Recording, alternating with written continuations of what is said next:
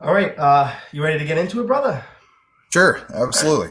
all right, guys. Thank you so much for tuning into episode 11 of the Sit Down. Tonight we have MaximusCrypto in here, and this is somebody who's not just another face in the crypto community. He's one of the few people that actually understands what is being built behind the scenes. Maximus Crypto has been breaking beyond the curtain for many years, and he's not just focusing on hype, but he's looking at history, logic, and research. He's the kind of guy who's not just paying attention to the headlines, but he's connecting the dots, even when most people don't even understand that there are dots to connect. While most people are chasing the price, he's studying the infrastructure. He is a long term thinker in a short term world, someone who speaks with conviction. He moves with patience and backs everything he says with real data and has his receipts. And what I appreciate about him the most is he's not afraid to challenge the surface level narratives. He teaches people to become critical thinkers, to stay stoic, to master their emotions, and to build wealth the way that it's supposed to be built, with understanding and discipline. So tonight we're going to dive into it all. We're going to dive into ownership, patience, and the real future of utility crypto. Max, thank you so much for joining, brother. You've been into this space for quite a while, but for the people who might not know who you are, could you give us a little bit about your story and how you came to be who you are today? Sure. So just doing a mic check once again. Everything good? Yes. Yeah. So to answer your question, I came into this space originally, if you're going to be technical, probably back in 2016.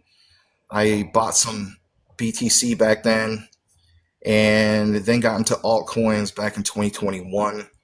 Long story short, my attitude was if I ever want to accomplish my dreams of being able to develop a couple of video games, there's no way I'm going to be able to do it on a school teacher budget, especially in Arizona. In Arizona, at the time, we had the second worst teacher wages, only behind Mississippi. And years ago, I majored in business. I got a lot of bad information, unfortunately, when it came to not going to mention these people's names, but meeting a couple people from Activision and Electronic Arts back in Santa Monica, California, saying in order to get these positions that they were in required a business degree. And that could be furthermore from the truth. Back in, oh man, I want to say from 2011 to 2014, I was part of a small mod development group for Call of Duty 4. We developed at the time was the most popular mod for Call of Duty 4. It was called New Weapons for Multiplayer, NW4MP. We hit 460,000 users worldwide. I used all of these things as a pitch to venture panels to get funding for the games and so on, especially for these new projects.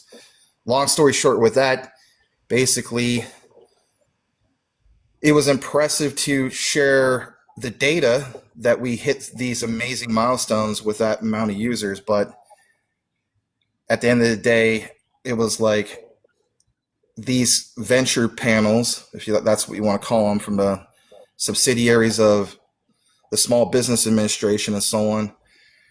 They put you in front of these guys, and these guys, just like anybody else, they want to see a good sure thing, but they're also very greedy.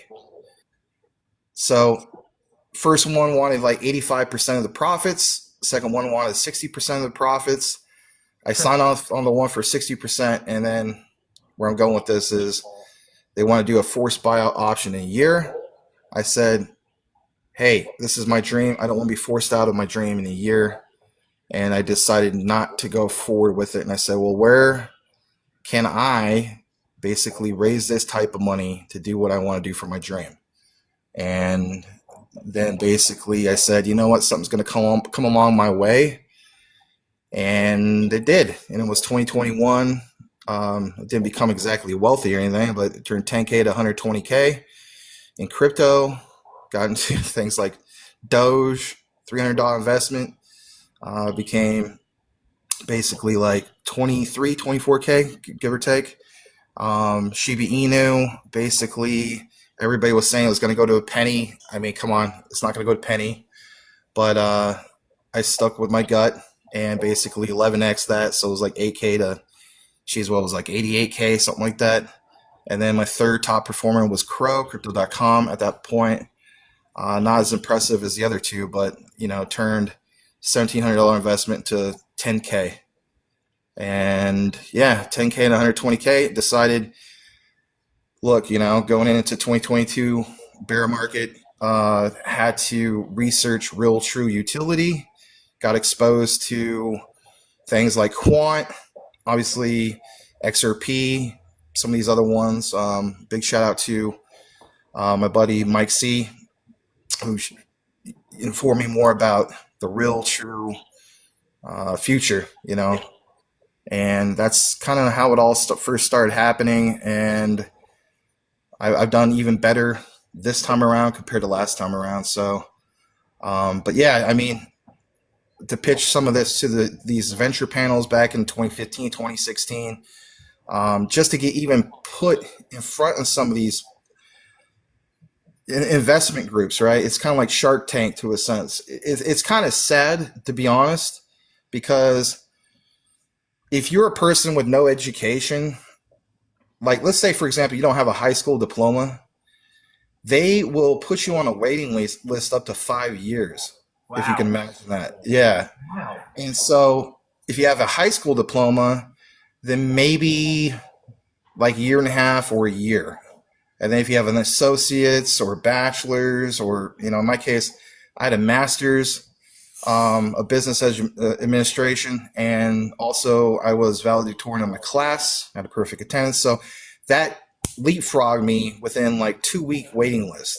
Like it looked impressive to him, but for me, it was just like, who cares?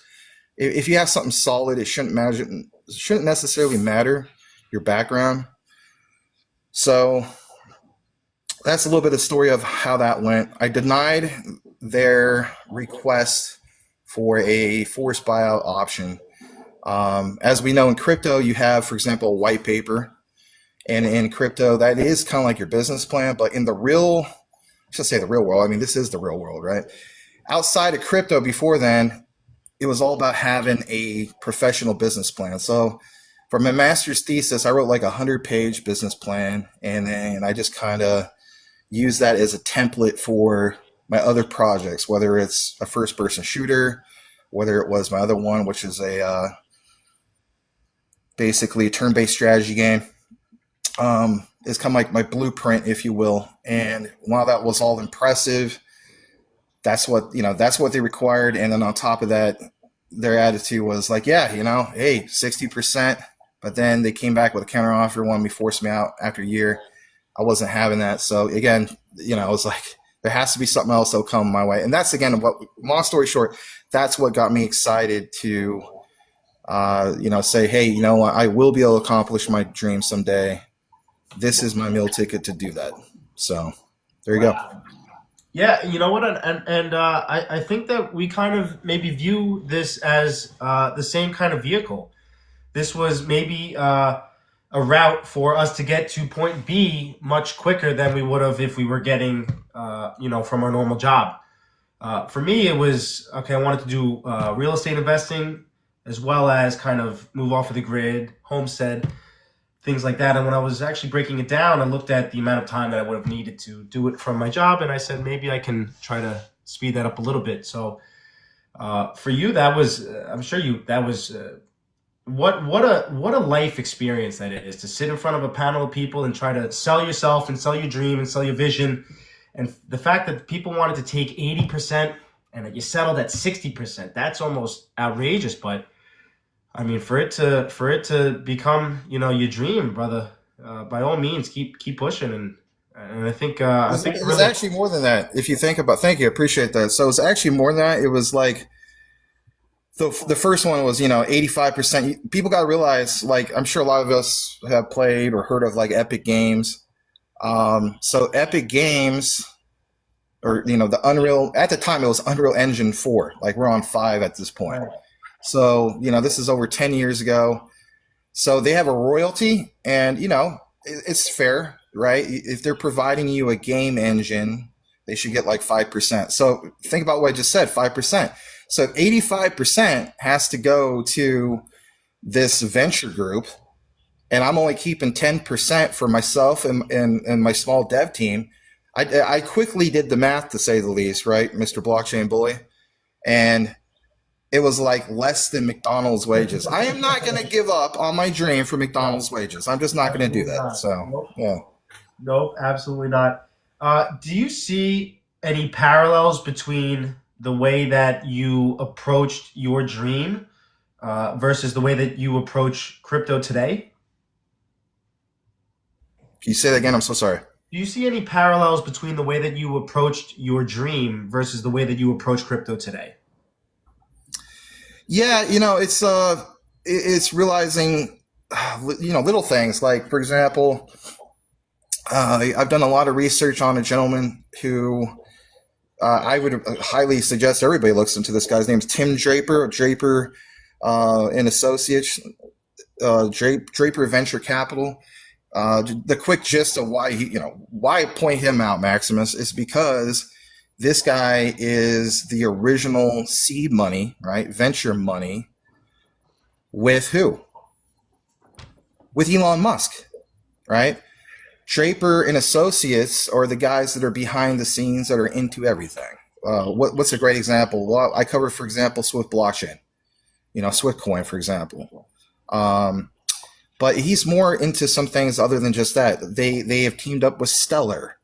They collaborated with Stellar. Donnell Dixon has highlighted them. They share the stage with Stellar a few times. Some people feel it's like, why does any of this matter? It matters when everybody knows about it, but it's the people behind the scenes that see the startups, that see what we see, why we're into crypto, not just for the concept of what's called cryptocurrency, right? But these are the things that are the disruptors, right? Distributed ledger technology. I just reconnected with one of my uncles. Sad, he has a cancer diagnosis and so on, and it's my mom's sister, right? So that's my blood aunt, and it's her husband.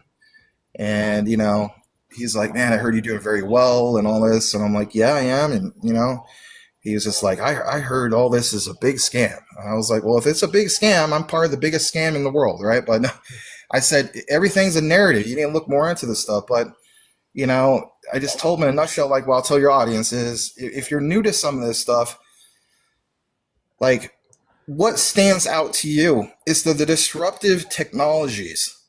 That's basically it. Like, we can go back to Google, for example. Before Google, what was it? People would say, do an internet search. Go on Yahoo, go on Ask Jeeves, go on all these things. Web, right? Yeah, and what's the bottom line? The bottom line is, instead of saying do a search, it's the ones that create what is referred to as a standard moving forward. Whether people like Google or not, I should not like Google, right? I was in YouTube jail for a week, if you want to call it that, because I apparently said some things on YouTube that you're very offensive. Right? Yeah, exactly. It's very too sensitive. But the point is creating a standard moving forward. Like Google, people just say, hey, Google it. We're like in Gamerland, Google it, noob, right? Moving forward. They don't say, go do an internet search. My point is this, and I want to leave this with you, Mr. Blockchain Bully, and your audience, and even my own audience, if some of those guys are watching. My thing is making sure that you're into the disruptors before they disrupt. Why do you want to get into these technologies when everybody already knows about them? Obviously, we know about our Netflix and so on. But I want to ingrain this into your brain for everybody, because I think this is good. So hear me out. So my thing is this, whether it's Stellar or especially Ripple. Let's start off with Ripple. My attitude is they will be the standard. Think about what I'm saying. Moving into obviously 2026 and forward. By 2030, it's going to be a totally different game. Forget the whole thing of mass adoption and whatnot. If you think about this, blockchain bully, banking, there is no real true standard for banking. Yeah, I could be like, well, yeah, there is. I have a Wells Fargo account. Or somebody could be like, I have a Chase Bank account. But nobody really out loud says, I have Ripple or I have Stellar or any of that. I look at these in that light. I look at it like that will literally be just as common as somebody saying, you know, nobody says, hey, can I have a drink of cola at a barbecue? Nobody does that. You're in New York. Do you go down to your favorite deli in the morning and say, maybe don't even drink Coke, and that's probably good, right? That's why you look all very fit and so on, right? But the point is, nobody says, hey, give me a cola. They might say, give me a Pepsi, right? But my point is, it's either Coke or Pepsi. It ain't, you give me a cola. In banking, Ripple will have that brand. Stellar will have that brand. And people just don't realize that. Like, I understand the whole concept. Well, look at the market cap. Look at all this. These are the most disruptive technologies there are out there. And there's Quant. That is the true interconnected plumbing of it all. They don't even need to be recognized in that type of light because there's so much there. But anyway, I want to jump back to you. I think you got a ton more questions and so on. So by all means. Well, yeah, that's kind of what I want to jump into is like this utility mindset in this speculative world. I think that we both agree that most people are kind of chasing the hype. They're chasing the narrative. They're chasing the headlines. And the long-term investors are kind of chasing that functionality, that integration. So if the crypto market is still very heavily dominated by retail speculation, how do you stay grounded in a long-term thinking mindset when so many people are only focusing on the short-term price action? Well, that's, of course, as the saying goes, where you do your own research. And some people say, well, I don't need to do my own research. I'll just follow somebody like MaximusCrypto, or I'll follow, Jesse of Apex Crypto Insights, or, any of these guys, or I don't even want to follow these guys. I'll just follow what's on the mainstream news. If you're following what's on the mainstream news, in my opinion, it's too late. Okay? Because let's face it, blockchain bully, the mainstream news only has two narratives. Think about it. Really, they do. And that is major market crashes or everything's to the moon. There's no in between. So who are we? We're the in between, right? We're the in between to get into, as I would say, the nitty gritty of what really matters. And for me, that's something that I bring my own passion. That's something I get excited about. Like some people point out, it's like some of this stuff is boring. Really? Seeing the future of the new system, the new technologies is boring? Well, for some it is. But for me, this is what I wake up to. This is what I want to research because it tells me that I'm following the right path in this journey of being an educator. I used to be, a school teacher, but in reality, I teach in a different way now. And I'm glad to do that. People call me, which is flattering, but I don't let it go to my head. Like unofficial title they used to give me back in 2022 is Maximus the Crypto Professor. I actually thought about using that as my YouTube name, right? But I didn't want to do that because it's like, I've had the name Maximus since, the movie Gladiator, right? That came out in 2001, Best Picture, Russell Crowe and all them. But my point is, finding things, connecting things. I like to do that. I like to take the time to research something and find out what it's really connected to. That's one reason why I mentioned like Tim Draper or Draper and Associates, because it's like, geez, I mean, everybody knows about Elon Musk until when? Yeah, when he officially blew up or blew up. But what about the story of how it all first started? For some of your audience, I would research more of that, like the concept of X, how it went from Twitter to X, the robust history in that. We're talking all the way back to the late 90s. Some of these guys are referred to as the PayPal Mafia. Isn't it interesting that all these guys that we refer to whether it's PayPal, the Stellar crew, they all went to where? Stanford. Is that the biggest coincidence? No, they all go to Harvard, right? Nothing against some of your Harvard grads and so on, but interesting to see Stanford. So what do they all have in common? They're a part of this thing. I mean, I'm not talking literally like mafia, like, mob bosses and stuff. I'm talking, it's just a term, PayPal mafia. If you look into, quote unquote, the PayPal mafia, it will unravel the greatest financial shift that people aren't really aware of. And then when you get into that, then it opens up things like, okay, this leads to Stellar. This leads to back to, Draper. This leads to Elon Musk. This leads to a rabbit hole that is really, really deep. And some people want to go on that rabbit hole and some people don't. But who are some of the early startups? Who are they invested into? And again, that's what really excites me. I guess you could call it the parallel, because there is parallel with all that. And the parallel basically is going from the internet of information, which is your Googles, if you will, to this next era of the internet. And that next era of the internet maybe gets used too much is Web3. In reality, blockchain boy, everybody else, we're in, I would say, maybe at 2.5, 2.7. All right. So how do we truly get to that Web3? Of course, it's obviously proper regulations and so on. But again, for the people who are like, I can't see this taking off. To believe it or not, we're just the next era, I hate to say this, of people who said the same thing when there was only 3 cryptocurrencies, give or take. Bitcoin back in the day, Ethereum, Ethereum Classic technically, and your Litecoins.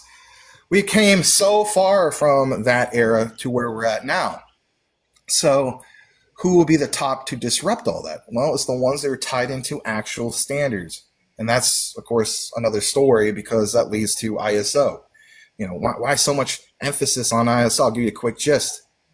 ISO in itself, if you think about it, International Standards Organization. You may very well have some users listening from outside the United States. You may have some listeners from Europe. Let's use Europe for a great example. Okay. If I go over to Europe right now, which I do have family that lives in Europe, right, in Germany, and have some in the UK and so on. But if I go over there, am I going to be able to plug in my computer to their socket? And the answer is simply no, because that's a different type of socket. That's a different type of plug. That's also part of an ISO standard, because they use a different type of plug. Now you could buy an adapter for that, but think about all these things. If there's standards for that, there's also standards for what? Building on blockchain. And I would highly advise people, not financial advice, but advise people just to look more into some of these things. Because for one, Quant stands out above all when it comes to what I just said. International Standards Organization, ISO standard, that's called ISO TC 307. And by definition, not just because it's a cool thing to talk about, by definition, Quant is this standard. Look it up, anybody. For what? Building on blockchain. Wow. What is another slogan that they have that's actually holds weight? They're the standard for digital finance. Number 3, they're the standard for programmable money. So that bridge to the legacy systems, yes. And when we also talk about Quant, you have connections to what is referred to as the Internet Engineering Task Force, the IETF. Look that up as well. Who are they? They are the pioneers of what? The internet. Now think about what I just mentioned. For me, I was not exposed to the internet until I was a freshman in high school. Good God, Max, when was that? 1995-96 school year. I saw a Windows 95 PC in my library. And those guys were on dial-up. Yeah, exactly. And so I didn't get to use it. I actually didn't first use the internet until I think I was a sophomore in high school. And At that point, I think it wasn't even dial up. They had broadband at the school, which was cool, right? DSL. But here's my main thing. Think about what I just said. If we had true internet in some kind of a form back in the mid 80s, give or take 84, 85, and so on, well, what kind of internet was that? I'll tell you what it was. Shout out to some of you guys who already know. They were referred to as news groups, right? And news groups in itself is like, I kind of look at blockchain and DLT kind of that in the light. It's that, going from that, what we saw in the 80s to that bridge to the 90s. It's the first evolution of that information. Well, who capitalized on it the most? Google. People have made this statement, which is Google is, or I should say Google, data is the new oil. Well, who capitalized on that oil, Mr. Blockchain Bully? Yeah. Google. Centralized data. If you think about it, everything has, in my opinion, a 60 to 100 year shift. Here's where I'm really going with this. Those who know. Standard Oil back in the day was obviously, a monopoly. If you guys don't know about Standard Oil, research that. That in itself, you think about the Rockefellers and so on. So Congress deemed that something has to be done about this. And you think about it, that was roughly a little over 100 years ago, right? You guys cannot be a monopoly. It needs to do a split. So Standard Oil split, some of those are still around today. But that's not the point. You look at Google as we speak, data is the new oil. So who capitalized on it? Obviously Google. That was an era. That era was the internet of information. I'm telling you, ladies and gentlemen, you're going from that internet of information to what? Like, what are we really into? I don't understand what Web3 is. Okay, let me just throw something at you for you'll never forget. We're going into the era of the internet of value, capturing a value. People look at Ripple like, oh, it's part of the top 5, and some people are crazy. MaximusCrypto's crazy. He's got this P on his hat. Who is this Filipino Ice Cube looking mofo or whatever, right? And what the heck does he know? Well, call it whatever you want, but I researched a thing or two, and I'll say this to everybody.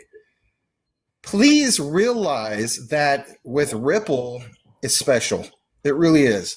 You are not just investing into a random top 5 cryptocurrency coin with all this moon boy talk and so on. You are investing into one of the top, if not the top. This is why I have it tied with Quant for number 1. I have Stellar at number 2, by the way, right? But a top project that's capturing and disrupting. So it's capturing a value. Again, I'm on par with Jesse of Apex Crypto Insights on this one. Capturing a value. Now, okay, I don't understand, Max. What in the heck are you talking about? Well, for one, I want you to picture this. Everybody that's tuned in right now, I want you to really, really think about this. In your lifetime, has there ever been any type of protocol that has truly tokenized the internet? And what I mean by that is people say, well, a lot of things are really tokenizing the internet, Maximus. That's the whole point of cryptocurrency and all this stuff. Yeah, I get where you're coming from. But the internet in itself, you cannot really put a value on that. Some people say, well, for Ripple to go to a market cap that's multi-billions or trillions, or some of this crazy talk of quadrillions or whatever, there's not enough money in the world, right? You ask any AI, use multiple sources and so on. It's going to be very difficult for them to give you an actual figure of what the internet, yes, the internet would be worth tokenized. It would blow your mind away. Well, who would lead the charge to capturing the value of the internet? That in itself, it should be where you start. Because if you start there, then now you have a different end story of where Ripple captures some of that and where Stellar captures some of that as far as retail value. Then there's Quant. You know, why mention Quant? I call them, and I saw some of your notes, right? The toll booth. They're a toll booth of every bridge there is, not physical bridge, but I'm talking about a bridge to everything. So if I'm into gaming, which I am, a lot of you guys watch on TikTok. Hey, shout out to you guys. I'm glad to see that, you're over here. Even as we speak, TikTok people, go to make.com. You can actually create a free account. You can create smart contracts as we speak with Quant's overledger to TikTok. Now, you might be thinking, well, who cares? Why would I want to do that? Might not matter to you right now, but you want to know something in 2 or 3 years, it will be some of the biggest deals ever because it's automation. Blockchain Bully, yourself, I don't know what businesses you're in part of and so on, but I'm pretty sure you're a big fan of automation. You may be looking like, well, MaximusCrypto is not a big fan of automation. He can't get his camera to work right now. Right. I got to get that going. But my point is recognizing automation. So Quant is a skeleton key, because that's a good way to describe this. Quant is a skeleton key that opens up into the entire plumbing of what? The entire internet. So you got to keep in mind that there's a sense of trust here, right? If I am coming home into my house, I trust that my key is going to open up that door and I'm going to get in. Quant is labeled the internet of trust. So that in itself is more important than any speed. Don't get me wrong. We want things to be very fast and very efficient, but to have a trust layer, isn't that the whole point? Google, you would never use them if you didn't trust that their stuff works, right? Well, if we're going to banking, wouldn't that be the most important thing? And wouldn't you want them to trial these things? Wouldn't you want them to, as the saying goes from Quant, for these things to be future-proof? You would want them to be future-proof. So where I'm going with this is, if these technologies, whether they're bridge currencies or not, you would want to see that, again, you're in New York, if I'm not mistaken, or in that area. Plenty of bridges there, okay? So that toll booth, you probably have done it, you know, anybody's ever watched Die Hard, was it with the Vengeance? Those guys had to have a certain amount of quarters, right, to go across, was the George Washington Bridge and some of the other bridges and so on, right, with their dump trucks. But the point is, now multiply that times thousands, hundreds of thousands, maybe even millions of bridges, and not real physical bridges. We could technically do that. But we're talking about API. Everything that connects to an API has a physical key. What would be that key? And this is where it gets really tricky. Quant has a limited supply of only 14.5 million tokens. They're not coins, they're tokens. They're called QNT token. Some people point out, well, like, man, they shot themselves in the foot. There's not enough Quant tokens. Let's backtrack for a moment. The cryptocurrency everybody knows, Bitcoin, right? So with Bitcoin, they have 21 million coins. Does a person own a full Bitcoin? Most people don't. Few do. Where I'm going with this is, you have to keep in mind the whole concept of having a sliver or a fraction of that. QNT will even be that much more significant, because in the future, people will realize, holy cow, just about everything you can think of requires a little bit of QNT. And then that gets really interesting, because as we speak, there's only about, I would say, 250,000 QNT available to retail. Now, don't get me wrong, according to our tracking of the movement of hot wallets is different. But yes, go ahead. I don't want to, I'm getting a little bit too far into some of this stuff, but APIs is where I'm going with that, and it'll be very significant. I think it's less than 200,000 quants is left on the spot exchanges. Yeah, exactly. So think about this, all right? So some people are like, man, like, I agree with this a lot. Quant is garbage. They're like, oh, it's the younger talk, right? Nothing against the younger talk, because that's where TikTok dominates, and that's okay. People will say, oh, this thing's garbage. Think about what you're saying. You're labeling something that hasn't moved, and I get it. There's far better short-term investments in quant, absolutely, but long-term, oh my goodness. Where I'm going with this is, please recognize what blockchain bully just talked about. What's left on spot exchanges? What is like spot exchanges and so on? Well, if you're outside the United States, like your KuCoins, if you're in the United States, like your Coinbases and so on. And speaking of Coinbase, recent research, shout out to Sebastian, MineCrypto, and some of these other guys. Some of the recent research shows Coinbase, like the Coinbase 10 wallet, move in, oh my gosh, hundreds and thousands of QNT from these wallets, and it's just a lockup. And some people say, well, how in the world could you know that? There's no pairing. I'll repeat it again. There's no pairing.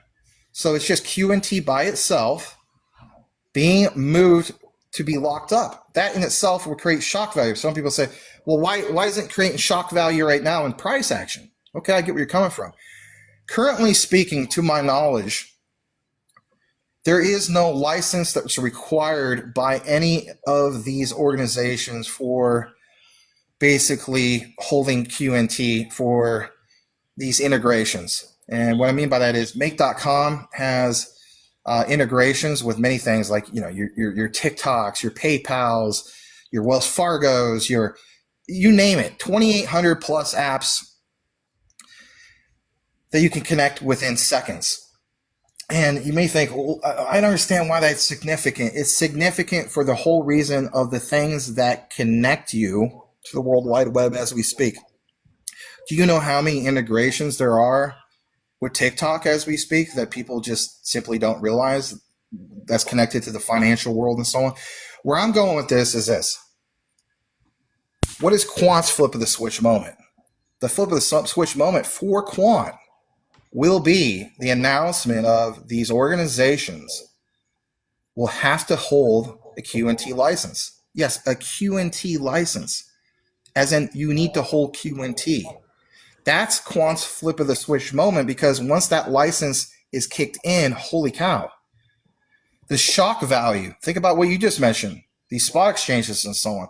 So there's already a limited supply of Quant. So for anybody that holds QNT already and already gets the future QNT, there is literally that flip of the switch. It's not just XRP when it comes to a flip of the switch. There's multiple switches. Some people say, well, what's the main switch? That's why I include QNT, that main switch, because for one, 100 billion coins with XRP, QNT, 14.5 million, give or take, tokens. And again, back to what you're just saying, Blockchain Bully, about the whole thing of limited amount of QNT on these spot exchanges and so on. That is the differentiator. I see people every day, they're like, I don't want to buy QNT. It's too much per coin. Like, they'll consider even at a flash crash of all the way down like $55 is too much. And it's okay. It's a psychological thing that everybody does. Why would I want to buy, even at $100? Like, why would I want to buy one full QNT when I could buy, thousands or millions of whatever of this other particular coin token? Again, that is where you need to understand something about market cap. That is where you need to understand the concept of a supply shock and so on. But that in itself is so profound. Me and Jesse, who you've had on as a special guest on your show before, have talked about some of these things. I think that is one of the biggest missing factors of understanding QNT without, like, a person wouldn't even have to research QNT to understand that plays such a huge factor, because that in itself, that's not being discussed enough. And maybe it should be. Go ahead. Max, let me ask you, why do you think that retail investors are underestimating how long it actually takes to build this global financial infrastructure? I feel like many of them still kind of think that we aren't going to ever shift out of this speculative crypto phase into a utility-driven phase. But why do you think that so many of them underestimate the amount of time that it takes to actually build this global financial infrastructure? Yeah, I get where you're coming from. So, like a lot of people feel as though that this is just going to take too long. And I get where people are coming from, but you also have to look at it from this perspective of like AI, because AI is dominating everything. I mean, my goodness, like I watched some video on X that literally showed a guy who claimed that he had his dog was at the Arcadia door, and there was a bald eagle that came up to it because he lives out in the country, and the bald eagle taps his beak on the Arcadia door, and then his dog follows this bald eagle into the woods. But it's like, What? look at how the bald eagle, look at how the bald eagle is walking through the woods. It was walking like a duck. So the physics of the bald eagle do not match. Like, why would a bald eagle walk like a duck through the woods? It's a beautiful video. Don't get me wrong; it's real sweet. But like, people are like, "Oh my gosh, Grok, is this real?" If we're going to Grok for everything, we have to use our own brains. So my point is, it's getting so real, right? Is it not? So think about the progress. Think about when you first heard, everybody in this audience, even yourself, blockchain bull. Think about this, right? When you first heard about Chat GPT, right? It's like going from that to where we're at now. We have had rapid progress, have we not? Like, unbelievable. It talks like a duck, walks like a duck? Is that what got you? An eagle? Yeah. Well, anyway. I can't get over the fact that the bald eagle. Whatever. I'm sorry. That was physically, it was walking like a duck. They don't walk like a duck. Freaking bald eagle, right? Anyway, so the point I'm trying to make is the technology is rapidly, it's so realistic, right? Like, even in our games, like, wow. I mean, I'm very excited about Aces of Thunder, right? Developed by Gaijin Entertainment. My gosh, I mean, I'm going to be able to be like a fighter pilot and wear all that stuff, and that looks so realistic. But it's like there's ray tracing. I remember covering ray tracing, sharing it with my guys. Good God, I think it was back in 2009 we were talking about ray tracing. Well, just real quick, where did that come from? Go to a Hollywood movie, Pearl Harbor. While everybody bashes Pearl Harbor, oh, Michael Bay, this is his worst production ever. Just think about this.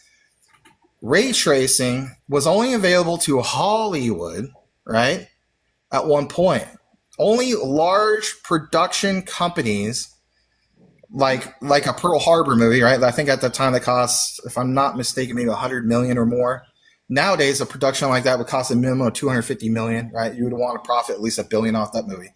But ray tracing, so some of you guys are brand new, like, I don't know what ray tracing means. Taking photorealistic images, duplicating them, again, tracing. So, you take one image. Take Blockchain Bully, everybody, right? Take a picture of Blockchain Bully. Now, trace over his image 1,000 times. Well, in reality, why would I want to do that? You don't need to. He's already a real person. But let's say, for example, Blockchain Bully was really into Mitsubishi Zeros or World War II.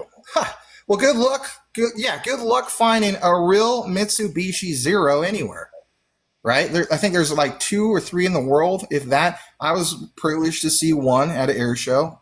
Anyway, where I'm going with this is basically this. For a movie like Pearl Harbor to represent what's going on in that film of duplicating like 300 plus Zeros or planes, right? The Imperial Japanese forces bombing Pearl Harbor for that surprise attack. There's no way that you're going to be able to do the traditional sense, like back in the 1970s of having all these planes doing that. No. You have to create photorealistic images, and how that's done is to take that one image of that zero from like maybe 4 or 5 different angles, and then trace over it again and again and duplicate it over again. And what happens is, boom, you have a photorealistic image. So my point is that technology only existed, technically speaking, and it was exclusive to Hollywood back in like 2001. 2001 is the movie, when the movie Pearl Harbor came out. What about like blockchain technology and so on? My point is that we are rapidly having innovative technologies. It's not going to be, in my opinion, like what you saw with Intel Shout out to anybody that invested in Intel in the early 80s. My God, you had to wait 15 years. People complain about, oh my God, you know, I waited for Ripple since before the SEC thing, you know, geez, like 10 years for it to really do anything, or 7 years. Some people point out, like, oh, it hasn't done anything, you know, it hasn't gone on all-time highs for 7 years, or whatever the case be.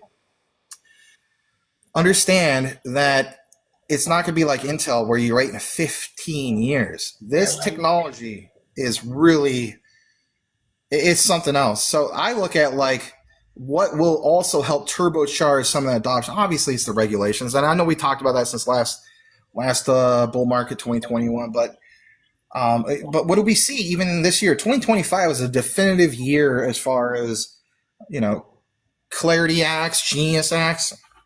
We can go on and on about this. I'm sure you got many more questions. No, yeah, I mean, I'm more than happy to give you the spotlight and let you freestyle, but I'm going to continue to expand off of exactly what it is that you're talking about.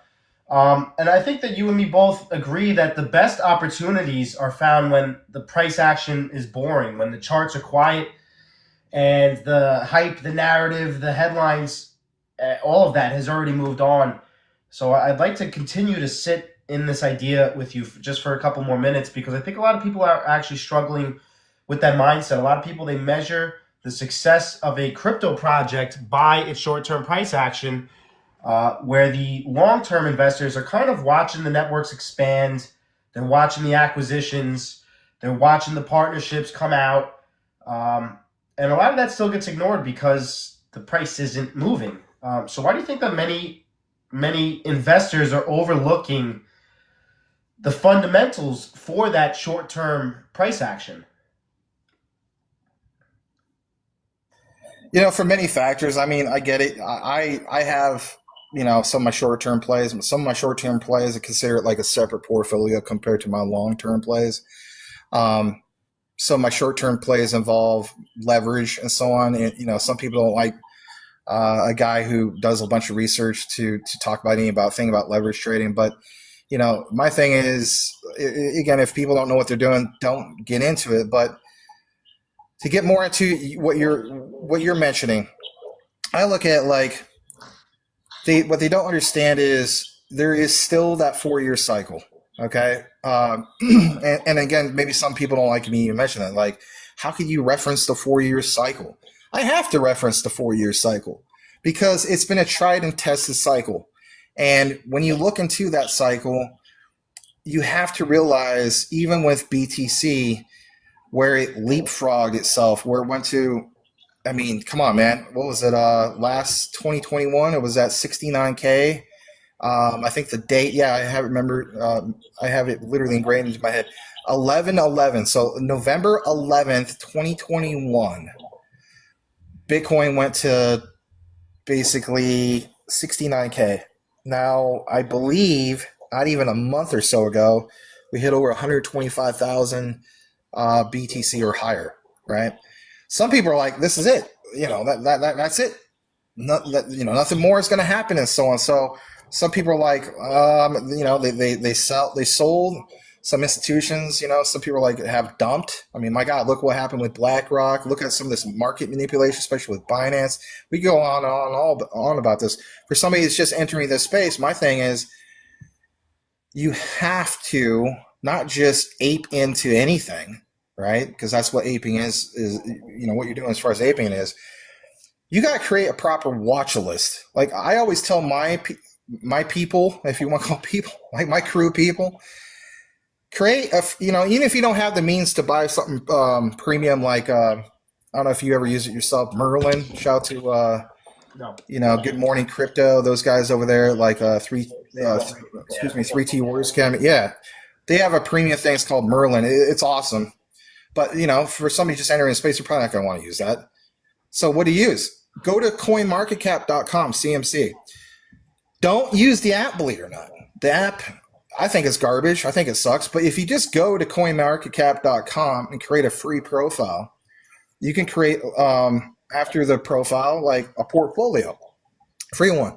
And what you do is you go through some of these projects that interest you. So let's say it is XRP. let's say it's XLM, Quant. Heck, it might be some meme coins. It might be some degen stuff. It might be, a little of anything and everything. It doesn't have to be utility, right? I'm not a utility snob. May sound like I am, but I'm not a snob when it comes to that. But where I'm going with this is you need to study all-time lows, that median factor, and all-time highs. And where I'm going with this is a takeaway is we'll use XRP as an example. Now, some people have said to me, like, you put too much focus on this ISO thing. And where I'm going with it is, all right, think about why I do put so much focus on it. Here's the things people don't talk about. Yes, Ripple with XRP didn't go to $1,000 overnight or anything like that, but they did go to all-time highs, literally 4 to 5 days, give or take, after ISO 222 mandate for the United States went into effect. And I believe that was June or July 14th, give or take. I think it was June. So if you think about it, it went to all-time highs of $3.65. Now, of course, just maybe a day or two after that, Chris Larson and some other people started dumping XRP, and it is what it is, right? But the point is referencing all-time highs. So for me, if I just came into some of this space and I was looking at it, again, from the short-term perspective, because this is very short-term. I'm not talking about literally, tomorrow or a week. But ISO 222 mandate, the worldwide mandate, is November 22nd, right? So what is that, like a month from now? Or what is the 22nd right now? Yep. Exactly, yeah. So exactly 1 month from today is the worldwide mandate.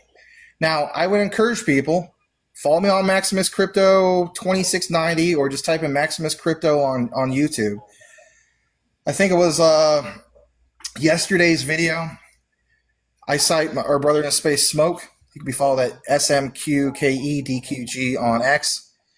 He had an exclusive interview, I should say, where he took a clip, and it was a lady saying, listen, I think she was from Standard Chartered, if I'm not mistaken, which, as we know, they're partnered with Ripple. She pointed out, quote, the deadline will not be kicked down the road. Well, not exact quote, but like in those words. Like, yeah, we know that yes, that is the date. Yes, it's set in stone this time. Like, so that's a hard date. So you talk about the short term. What about your short term guys? Well, could we have another flash crash before then? Absolutely. My thing is this.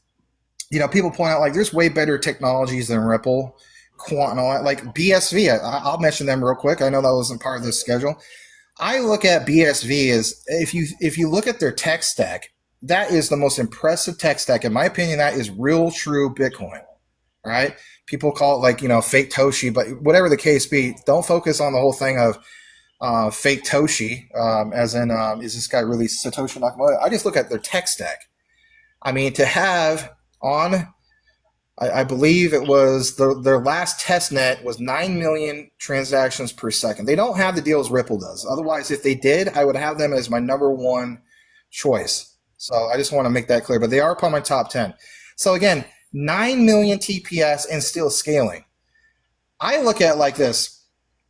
Why do I focus so much on Ripple and Stellar and Quant? Because of that ISO 222 compliance. There are going to be people like that one guy that you cited a while back who said there's no such thing as ISO 222 compliant coins and tokens. But yet when we look into the research from Harvard Studies and some other ones, the World Bank, and you name it, there actually is a thing of what's compliant. So again, who's doing what's research, and nothing against that guy, God bless him, right? And others that feel like there's no such thing. Again, you could be diversified. So even if you're wrong on 90% of the stuff, which I don't think that's going to be the case, that's why you don't want to be a maxi on anything. Because which ones will hit at certain key dates? Like for me, Quant will really, really stand out with the mix when it comes to Europe compared to the United States, right? Obviously, Ripple and Stellar will really stand out when it comes to the United States. But again, diversification. There will be multiple switches that will be flipped.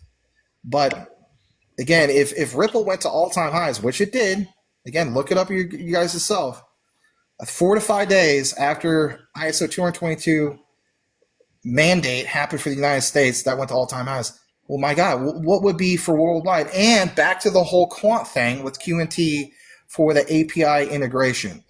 What happens when licenses are required for, I know everybody references BlackRock, but not even just BlackRock. Like, my God, I mean, okay, I was going to say this is a treat for you guys. I'm doing research because I'm personally invested into HNT, is helium.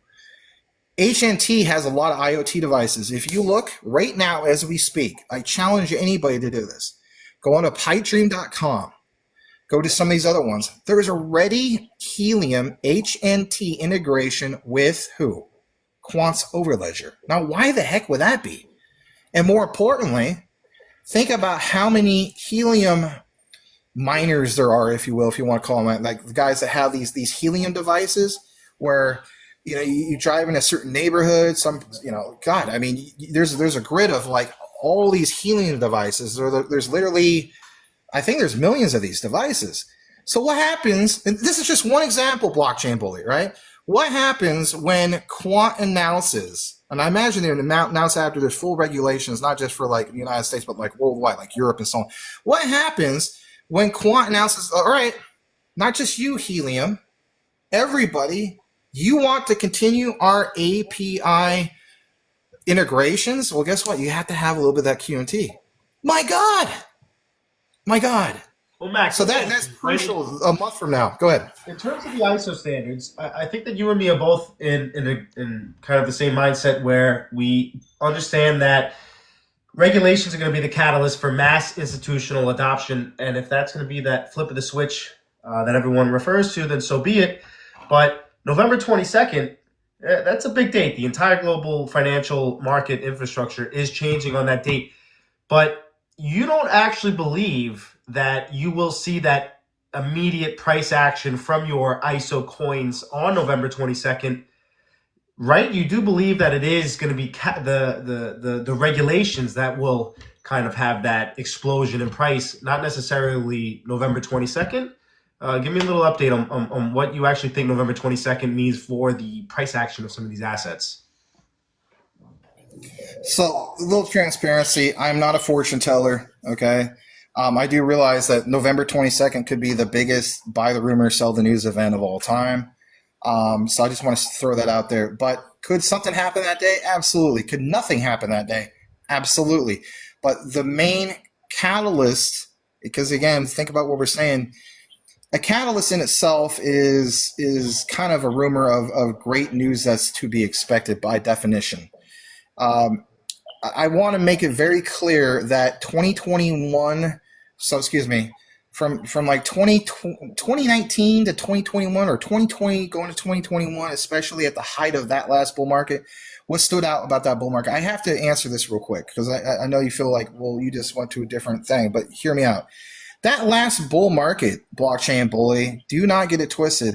That was probably one of the most speculative markets. But holy cow, shout out to anybody that was part of, like, who came in, invested in alts before 2020, 2021, and saw their investments blow up. So that whole market was based off a catalyst. Like, okay, let's use Quant for a second, all right? So Quant went to, I believe, over $450 all-time highs. It might be 464. I can't. Don't quote me on it. But anyway, at least 450 based off of pure speculation. Okay? Catalyst. All right? Ladies and gentlemen, any of this stuff we're talking about is basically what? It's based off of speculation back then. That was a speculative market. So where are we going now? Should I still reference the 4-year cycle? Of course. I heard so-and-so said there will be a utility run. Guess what? They said that last run. Where I'm going with this is this. If you truly understand the utility, which people claim that they do, and that they claim that they've done their research, then at some point that utility kicks in. But what are the driving factors of making that happen? So if a utility run happens, who does it really disrupt? It disrupts who? Come on, man. It disrupts the 4-year cycle because that's liquidity. That's harnessing liquidity that's never existed before. So, like, my God, I mean, like that in itself, that means derivatives, that means institutional bonds, that means money flow that has never flowed in the history of mankind. I mean, back to ISO, just real quick. Do people even know this? Ripple came out in 2004. Now, I get it. Technically, people say, well, you know, early 90s. For a little bit. Let's talk about that for a little bit. Yeah, so my thing is, yes, David Schwartz had the Ripple patents, or not even Ripple patents, I shouldn't say it, excuse me. He had distributed ledger technology patents back in late 80s, and then they had updates in 91. 88? But go ahead. 88, 84? Well, anyway, we do know for a fact that it was at least late, after The Economist came out with, Jesse's side of this, and I have with him. But, you go from 88 to 89, and then there was a big update in 91. I would highly advise anybody to watch the movie Sneakers. It's very interesting, the correlation in that. Robert Redford. Anyway, so at bare minimum, 91. Okay, so technically speaking, many, over, good God, like 15 years, give or take, before the Bitcoin white paper. My point is understanding that when you think about, people call it the flip of the switch, the shift. All right.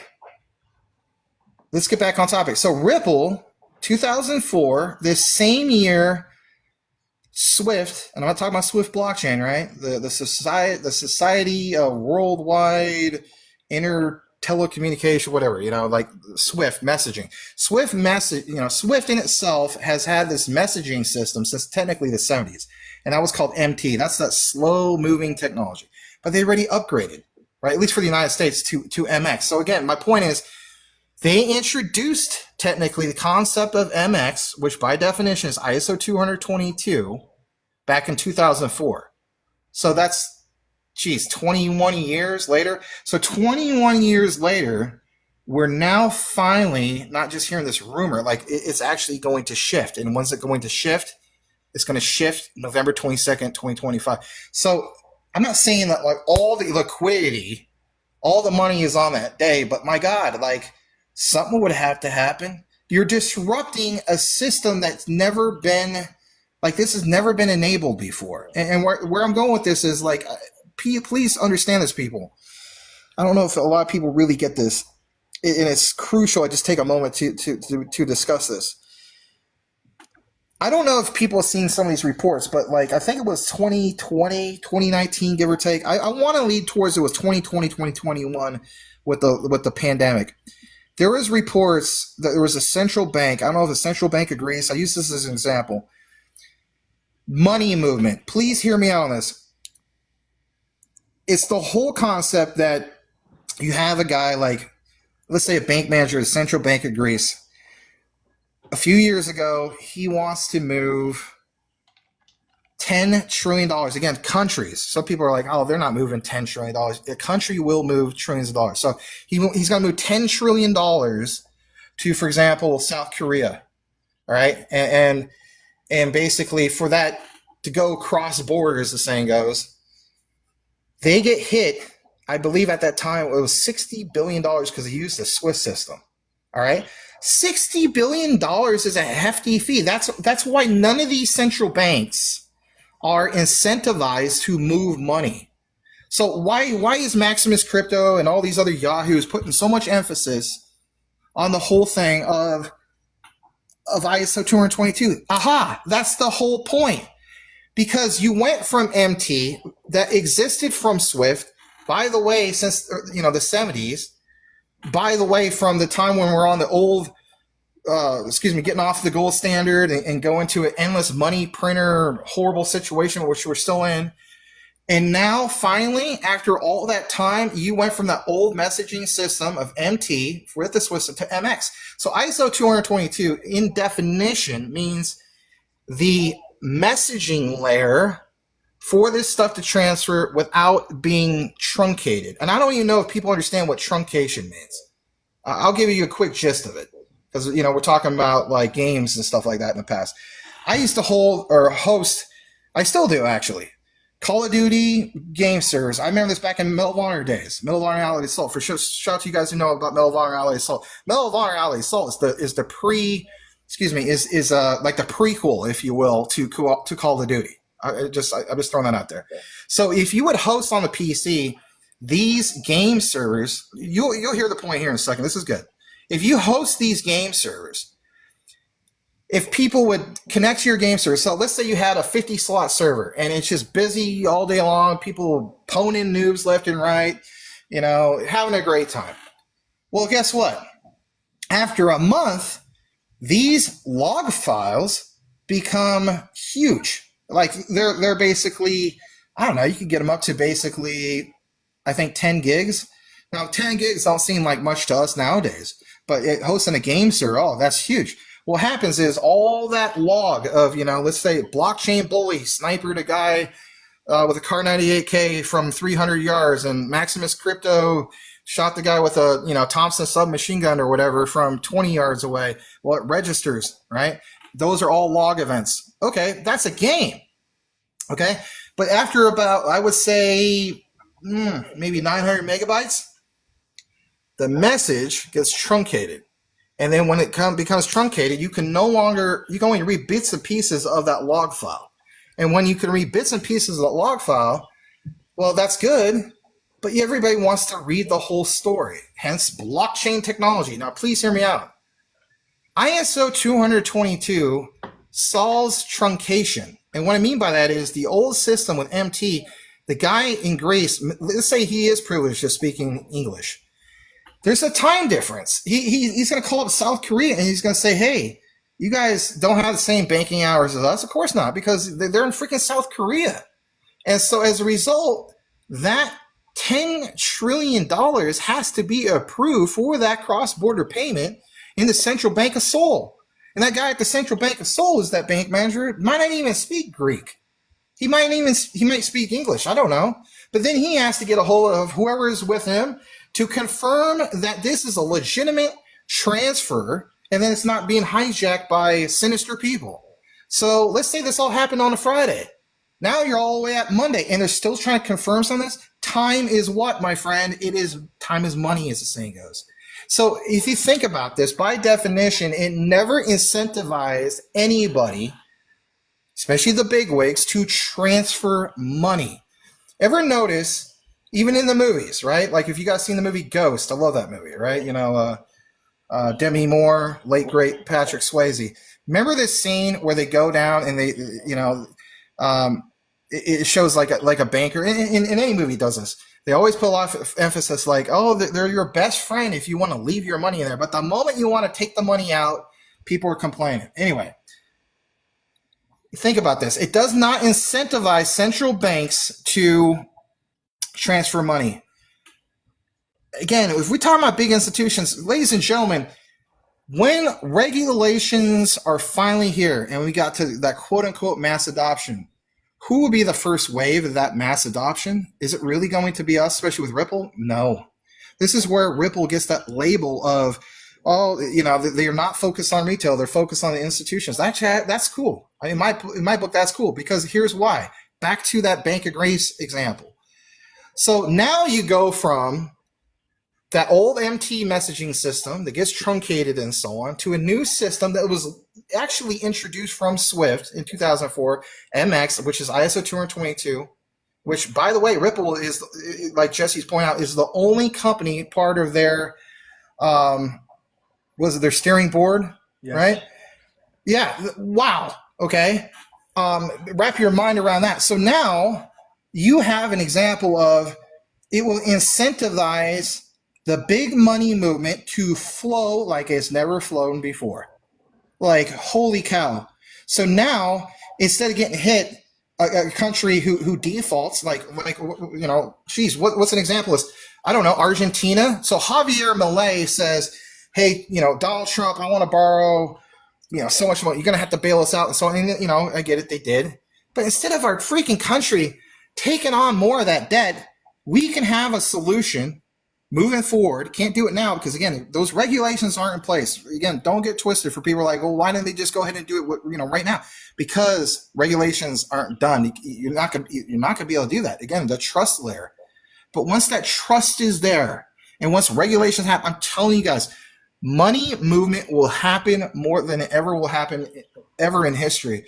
I'm not a fortune teller, but that's honestly the way I look at it, because instead of getting hit with $60 billion on a $10 trillion, country to country transfer, now it's like, listen, who would be that bridge to make this happen? Ripple with what? On-demand liquidity. Stop looking at XRP only. Research the ODL. That's their main product. On-demand liquidity. Once you understand the fundamentals of that, then you will truly understand how huge Ripple can be. Because again, that money movement, and that's just like institutional money, for crying out loud, right? So then that incentivizes these countries to start doing that. Well, good Lord. If we're talking 10 trillion, if it's just one country, let's say it was Argentina and it was Greece again. What about other countries who are in trouble? Well, then boom, back to the IMF. Isn't that the whole point of the IMF? The IMF in itself is supposed to recognize the hardships of countries and so on, but you better believe they want to recognize the technologies that will be the most efficient and the most trusted, future-proof, and so on. Again, that value. So that's where I have Ripple stand out as number one, because once you understand how big they are and how they, in my opinion, they're literally with the IMF. Plain as day. There's interviews with Brad Garlinghouse where he's like, "Oh crap," and literally next to him is what, an IMF lawyer, and he's like, "Well, what can I say without spilling the beans? Come on, man. I mean, like, watch some of these videos. I'm telling you guys, it's there. Even if you don't watch me on YouTube, other people have cited this. Research the ESDR, the electronic special drawing rights. You'll find the answers you need." That's a big one. That's definitely a big one. And I think that this topic is so important to talk about because we live in a generation where everyone is addicted to that instant gratification, But I think that many of us who have studied economics and markets and financials, and even the most successful people in the world, we understand that wealth comes from patience, research, and emotional discipline. And I think that most people kind of just want that excitement. They're chasing the God green candles. And the wise ones kind of understand that true generational positions are built during consolidation of boring price actions. Even during bear markets, that's kind of the positions where generational positions are developed. I kind of want to know, like, for you personally, brother, many people may view the assets that you're talking about as trash. I think that us as long-term investors, we view them as undervalued. So for you, what kind of makes that distinction between an undervalued asset that's actually growing and developing behind the scenes versus one that's actually dying, a network that's actually dying? How do you decipher between an undervalued project and a doo-doo project? Sure, that's a great question. So I consider like XDC, okay, is very undervalued. I give them a shout out because they are part of the ISO 222 compliant list of coins and tokens. If you look at them, even by market cap or price per coin, they are sub 10 cents. And, they are very, very undervalued. But in reality, what are the other ones that are very undervalued? I mean, technically speaking, even QNT, right? Like, we saw, I think it touched $79 recently. I mean, anything that's sub 100, in reality, sub a lot of these prices for long term. But there are a lot of projects that are very, very low in market cap that are not even part of the ISO mix, that have huge potential. And how do you differentiate those from some of the other ones? Well, again, you can look more into like who are the investors of some of these projects. Who are the people behind the scenes? Like that's what excites me. I know we touched bases on a little bit, like Swift blockchain. Just to give you guys a quick gist of Swift blockchain, I consider them unofficially, I guess you could say, because it's not official, but it's just a term. So the coin is called SWFTC, and they are basically, in my opinion, like the XRP of China, XRP of Asia. Some people are like, no. Okay, call it what you want. Here's the key thing. Earlier this year, they really did some big thing. Like it really was exploding. And some people were like, well, why did it explode? We narrowed it down to one major factor. So for one, temporarily speaking, blockchain bully, with the Swift coin or Swift blockchain, again, disclaimer, this is not connected to the traditional Swift. All right, so this is spelled SWFT. Traditional Swift that we're referencing that dates back to the 1970s, that is SWIFT. So just some transparency there. Also, the two companies, actually, Swift and Swift Blockchain, signed a coexistence agreement. So they do recognize each other. So there is no conflict of interest or any of that type of stuff. Anyway, so who is this XRP of China, if you will? Well, for one, they have a utility called Bridgers, okay? If you look at Swift Coin, very, very, like, I don't even think it's part of the top 100, if I'm not mistaken. I don't even know if it's 150 or 200. It might be in that area as far as CoinGecko and also CMC rankings, CoinMarketCap. Where I'm going with this is understanding how beautiful tokenomics are and the undervalued assets. So I also consider a very undervalued asset with great long-term value. Earlier this year, again, when China temporarily unbanned BTC and temporarily unbanned altcoins, that went flying. And that's what we narrowed it down to. Because it's like, why would that fly? Now, hear me out. You would have to, by definition, test it out, their utility, probably if you're in the United States, with a VPN. Because if you went to their Bridgers platform, that's literally what's called Bridgers. Think about that. And tested it out for yourself. It would say, hey, you're from the United States, you're blah, blah, blah, blah, blah, blah, so on and so forth. However, you're outside the United States or you want to use a VPN, you can test it out. But literally, it's called Bridgers. It's also a bridge asset that connects you to, oh my gosh, 400 and plus, blockchain projects and so on. I mean, it's really a bridge asset. So again, think about the people literally in mainland China.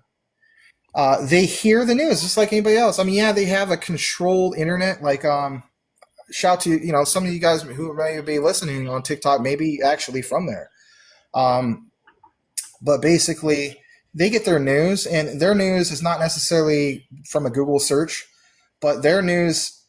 There's a company called Baidu. Now, interesting, Baidu, one of their investors is also Tim Draper's, Draper Capital, okay?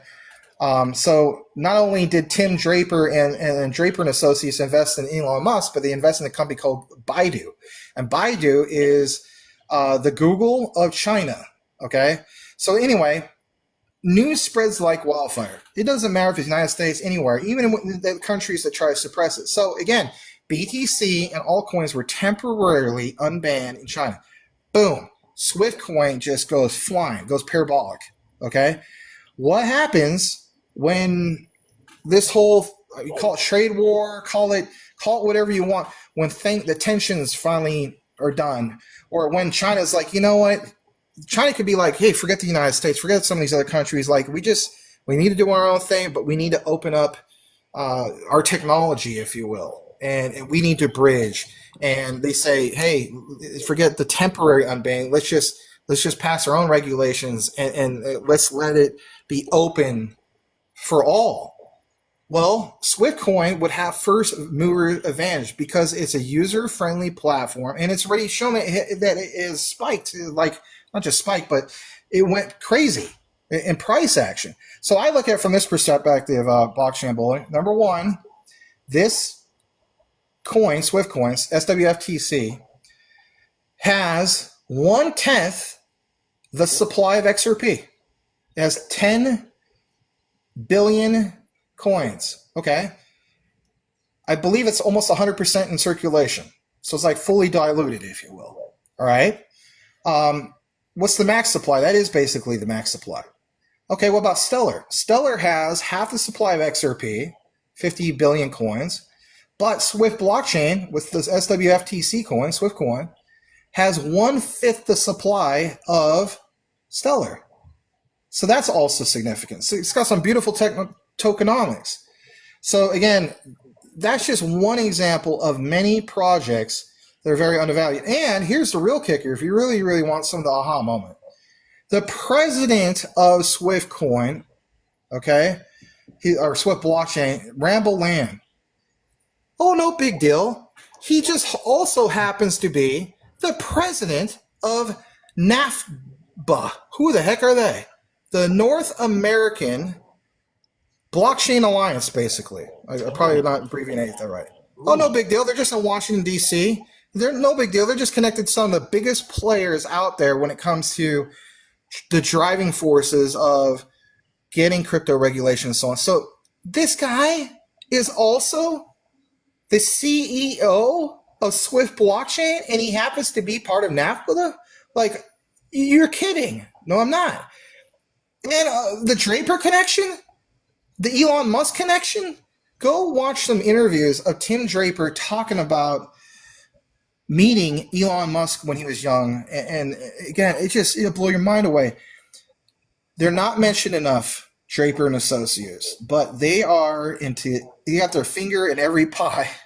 So if BlackRock has their finger in every real estate pie, you should look at Draper and Associates as literally being kind of like that, but with blockchain. Very, very interesting. Anyway. And you think that that Jasmy is also an undervalued project? Excuse me? Jasmy, you believe Jasmy is also an undervalued project? 100%. I actually have some notes I wouldn't mind sharing with you. If you drop the research, Max. I'll try to pick up the breadcrumbs. Yeah, I realize it's a different format. I would have liked to have been able to share this in visual format, but that's okay. You know, we got to work through it, and it's okay. I'll say this. I always do this on my program. If when you guys do get to the end, if you listen to the entire outline, I always tell people type in a keyword. But if this was the end, I would say type into the comments if you listen to the entire interview. TikTok noob, and I'll know that you listen to it all because I am kind of a TikTok noob. So I'm aware of TikTok. But anyway, I want to kind of gather some information just briefly for you guys. So I have been working on a new outline. Give me just a second. Yep. Sorry, I had to clear my throat a little bit there. So I have been working on this new outline in regard to specifically like Jasmy. They have been doing some really interesting things, and now I'm starting to see the hint of that adoption. And in their original white paper back in, I think it was 2021, if I want to say, maybe it was earlier than that, they had this thing called the $17 KPI, and some people were like, man, that's insane. They're evaluating, of course, the price of Jasmy based on traditional market like the stock market and so on. That you can't validate that. All right, well, let's say dramatically wrong. Let's say it would only go to $1, whatever the case be. There's another one that's very, very undervalued. They're literally called the Bitcoin of Japan. And when you think about that, like, what exactly does that mean? Well, it doesn't mean they have any ties to BTC at all. What it means by title, it's kind of like a slogan. They were the first to become regulatory compliant in Japan, and that's a country that is way super strict when it comes to regulations and stuff like that. So they have some real key things. Anyway, they have a product. It's called the PDL. It's the Personal Data Locker, and basically, to understand how significant that is, their goal was to hit the multi-millions of PDL users by 2026, and that's how they come up with these KPI numbers. And some people are like, man, there's no way it could get to these prices because, for one, look at the current price of it. It's like $0.015. My last bag of Jasmy, I came in at like My buddy called me at 5 o'clock in the morning. He's like, "My God, Jasmy's at bottom. Like back up the truck," and I did. And oh my gosh, I mean, I saw Jasmy go from those prices of like 0.0027 to almost 6 cents. And for some people, that is life changing. I mean, you could become, depending on your position, like a millionaire. Where I'm going with this is this: in Japan, they have strict data privacy laws. Remember at the beginning of our outline or our interview, Blockchain Bully, we talked about, um, Google, right? They're centralized data. So you should look at Jasmy as like they're like the kryptonite of Google, literally, because instead of just freely giving away your data to like Google, who will just take it and make a killing on your medical data history. You think that your medical data is not being shared? Oh, it's being shared. Like how about this? I use this example all the time. Why am I getting Weber barbecue grill notices popping up every time I go on YouTube or other sites? It's because I might have done a search for one time of a Weber barbecue grill. So I'm getting all this in my face. That's centralized data, right? They're capitalizing on me as a person. So Jasmy is a disruptor of that. In Japan, they recognize that how important is data sovereignty is to the people, okay? Yep, data privacy and IoT.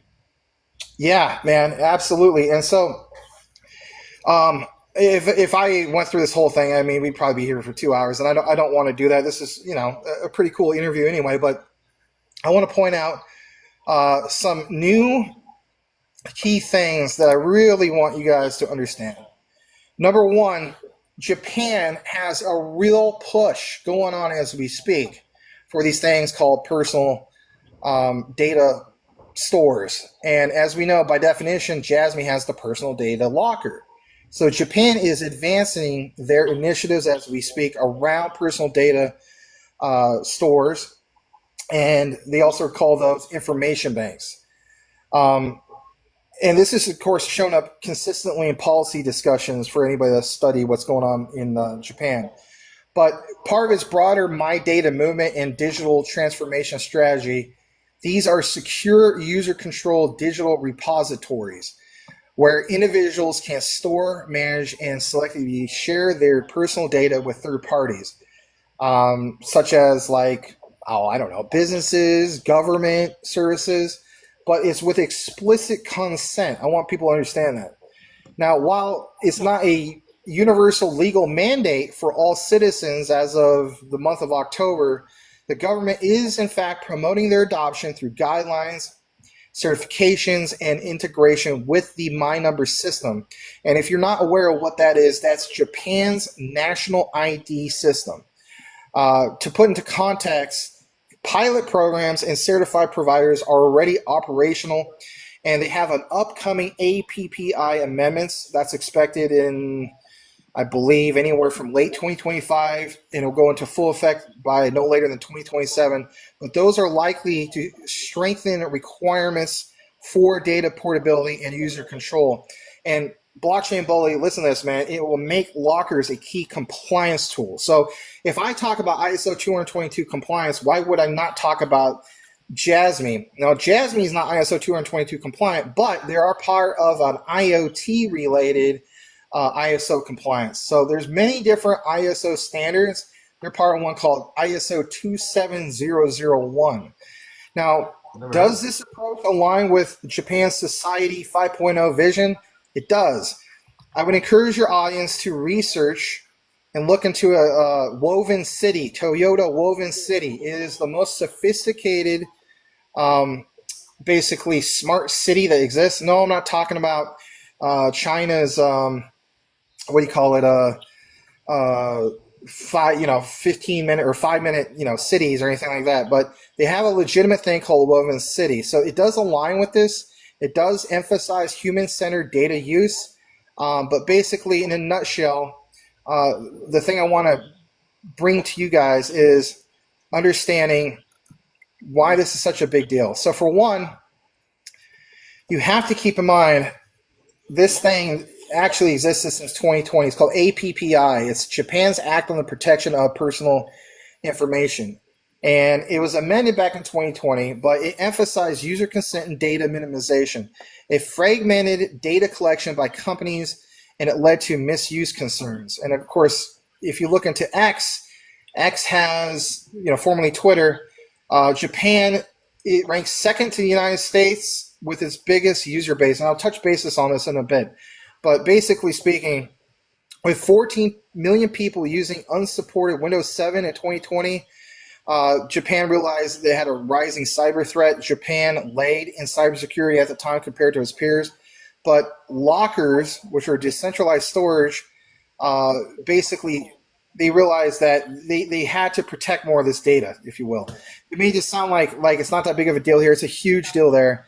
But in a nutshell, in summary, personal data lockers address Japan's dual needs. It safeguards privacy amid breaches while unlocking data for efficient, innovative services.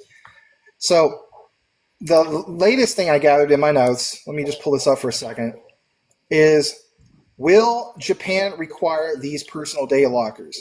And for what I gathered, the answer basically is yes.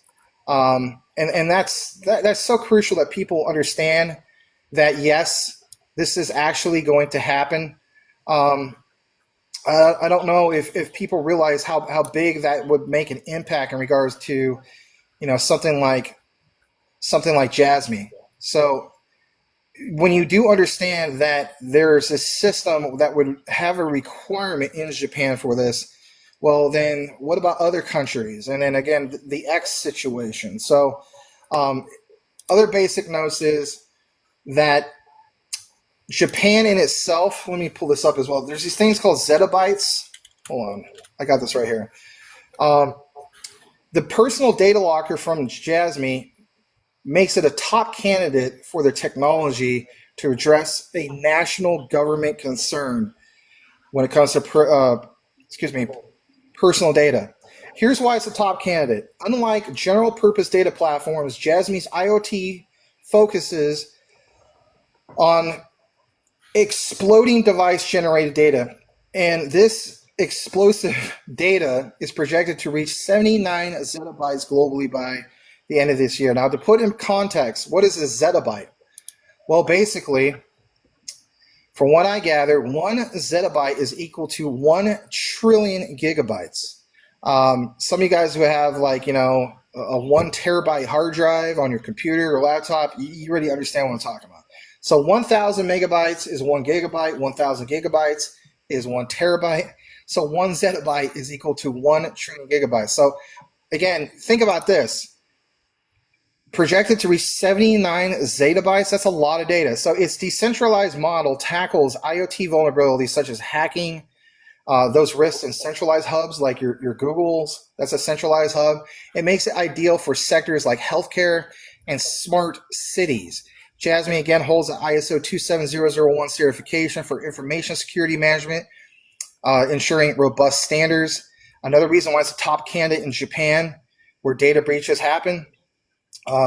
You have to keep in mind Jasmy Tech highlights user control in healthcare data and in emerging scenarios. It basically positions itself ahead of less regulated alternatives, especially with Japan's 2025 APPI amendments that I point out. But there's a lot more to it than just this.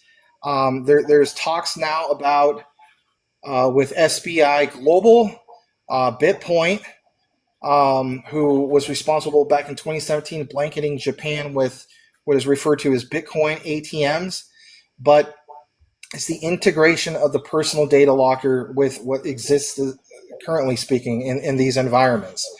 And then now they're talking about staking. So now with Jasmy, there's 50 billion tokens, and out of those 50 billion tokens, 99 point some odd percent is already in circulation. That means it's fully diluted. So is this going to be Japan's or Jasmy's flip of the switch moment? I don't have the answer on that, but now we're starting to see the adoption of this integration of the personal data locker. If you combine that with staking, as we know by definition, blockchain bully, staking is a form of a lockup. Even though it's only temporarily, like let's say, for example, a lockup of a year, you're taking tokens out of supply. I think we see imminent supply shock when it comes to specifically Jasmy. And in conclusion, in essence, for new people, Jasmy's personal data locker excels by blending blockchain security, IoT, which means Internet of Things practically, and user empowerment in a way that's particularly suited to Japan's privacy-focused digital information. For everybody that's here or other users, is Japanese roots and partnerships provide competitive moat. Though success depends on broader adoption and regulatory evolution, you have to keep in mind that the former executives of Sony, a good amount of them, like 3 or 4 of them, are part of Jasmy, and that is so major. And again, the Sony connections, the IoT connections. There's a guy named Tadashi Morita who has literally made patents that date back, I believe, to the 90s. So they have a robust history of implementing this into the future. I think it's also another very slept on project. I've been covering Jasmy for, I don't know, at least 3 years or more. So, and of course, I'm a personal investor as well. He actually brought like a good page and a half of receipts, and I think you actually convinced people in the comments to jump into their favorite exchanges and pick up a bag. But that's the whole point, guys. When you're doing the research and you find conviction in these plays and you're looking at these undervalued assets, regardless of what the short-term price action behind the curtains, and regardless of whatever doubt you may be experiencing during those consolidations, when you stay focused and you're stoic and you're keeping your conviction in your investments, the short-term price action doesn't actually necessarily matter. I think that you just kind of gave everybody 2 gems. Swiftcoin as well as Jasmy are definitely 2 things that people are probably going to start to look into now, as much as myself. But no, that's that was absolutely a long list of receipts, and there's a ton of, I didn't even know what ISO 27001 even was. But when I looked it up, I saw it immediately, security management system. And sure, that's exactly. If you don't mind, I just want to mention one more thing. It's kind of like a somewhat recent in regard to the Jasmy topic. So if you guys were to go over to what's called dig.watch, it's part of Geneva Internet Platform. They reported back on September 18th that Japan still, as we speak, are investigating X, yes, the X platform, formerly known as Twitter, for non-compliance. Listen to me, everybody. Remember how we talked about the disruptors and the ones that are compliant and how significant that is? So again, let's go back to September 18th. Japan investigates X for non-compliance with the harmful content law. Regulators say X may be in breach of Japan's online safety law by forcing non-users to register before requesting the removal of harmful defamatory posts. You have to keep in mind, everybody, that whether it's the social media platform X failing to comply with new content removals or not, the law in itself, which took effect last April, does in fact require designated platforms to allow victims of harmful online posts to request deletion without facing unnecessary obstacles. X currently obliges non-users to register an account before they can file such requests, but officials say, at least at that time, they could represent an excessive burden for victims who violate the law. All right, so in a nutshell, this is another example of compliance. This is another example of why we put so much focus, whether it's on ISO 222 or in this case ISO 27001, again, that compliancy. So according to my data that I've gathered, Japan ranks as the second larger user base for X, again, formerly Twitter, worldwide, behind only the United States. And listen to this, ladies and gentlemen. X has roughly 69 million users on the X. Japan has 69 million users on the X platform. Japan has a significant user base and the highest percentage of its population using the platform compared to any other country. According to the numbers, look it up for yourself, Japan has approximately 69 to 73 million users on X, and in the global ranking is ranked second to only the United States in total users globally. Again, right behind the United States. So if Japan has the highest percentage of its population on the platform as an X, with around 60% of its citizens having a user account, you better believe Elon Musk recognizes that. Because when you think about it even more, what about in comparison to the United States, on X is 105 to 111 million, give or take. Americans, of course, currently use X. The estimates vary by source and date, but other sources, where Statista and some of these other ones, as of last February, give or take, show there's roughly 95.4 million to 104 million. So again, geez, roughly 60 to 70% of that user base is from Japan. Hey, last I checked, Elon Musk is definitely the richest guy in the world officially, right? I mean, technically speaking, some people say it's Putin and some of these other guys, but officially speaking, you better believe he recognizes the privacy concern. So could Jasmy be the all-in-one solution for something like X? Absolutely. So again, recognizing how powerful of an impact these technologies are. Again, the personal data locker from Jasmy, that all-in-one solution, it's a sleeping giant. It really, really is in my book. I've done, oh my gosh, I don't know how many deep dives I've done in Jasmy. If you want to check out some of the real in-depth research I have on MaximusCrypto, I have over 1,000 videos, and I think out of those 1,000, oh man, hundreds of Jasmy videos, part of that. So, Max, can you walk me through the correlation and the importance of all of these different standards that do go hand in hand with regulations? Of course, you got ISO 222, ISO TC 307, 27001. Even when you look at the way that it works with the UK's MiCA regulations. Talk to me hand in hand how these standards, how important they are. They wash one another's hands, but they also, not only the compliancy of the standards, but they also go along with the laws of the land, the regulations that are coming in. Sorry, I had to unmute myself. So, yeah, MiCA is a huge deal. And if anything, it's really not really talked about enough. I mean, if we're going to talk about, the compliancy of ISO 222 with messaging, you better believe MiCA is such a big deal. I think in our notes, as far as some of the things to touch basis on, it's kind of like, I think where you're going with this blockchain bully is the like the tether situation. Some people feel as though it's an exploding time bomb, right? People feel this way for the longest time. I'm not rooting for that. I always shake my head when I see people who are like, oh, yeah, man, I want to see Tether crash. Really? If you're wanting to see Tether crash, you might as well be rooting for an event that'd be far worse than anything of Terra Luna, right? I don't want to see people lose their nest egg or the retirement, or as myself or any of the older generation or even younger. Nobody wants to see that. But MiCA in itself is the cream of the crop when it comes to compliancy and so on. And when you look into MiCA regulations or what should be, you have to look into like who are the proven, tried and trusted companies, organizations that would probably lead the charge to get that done, even for something for like a Tether. My answer would be Ripple.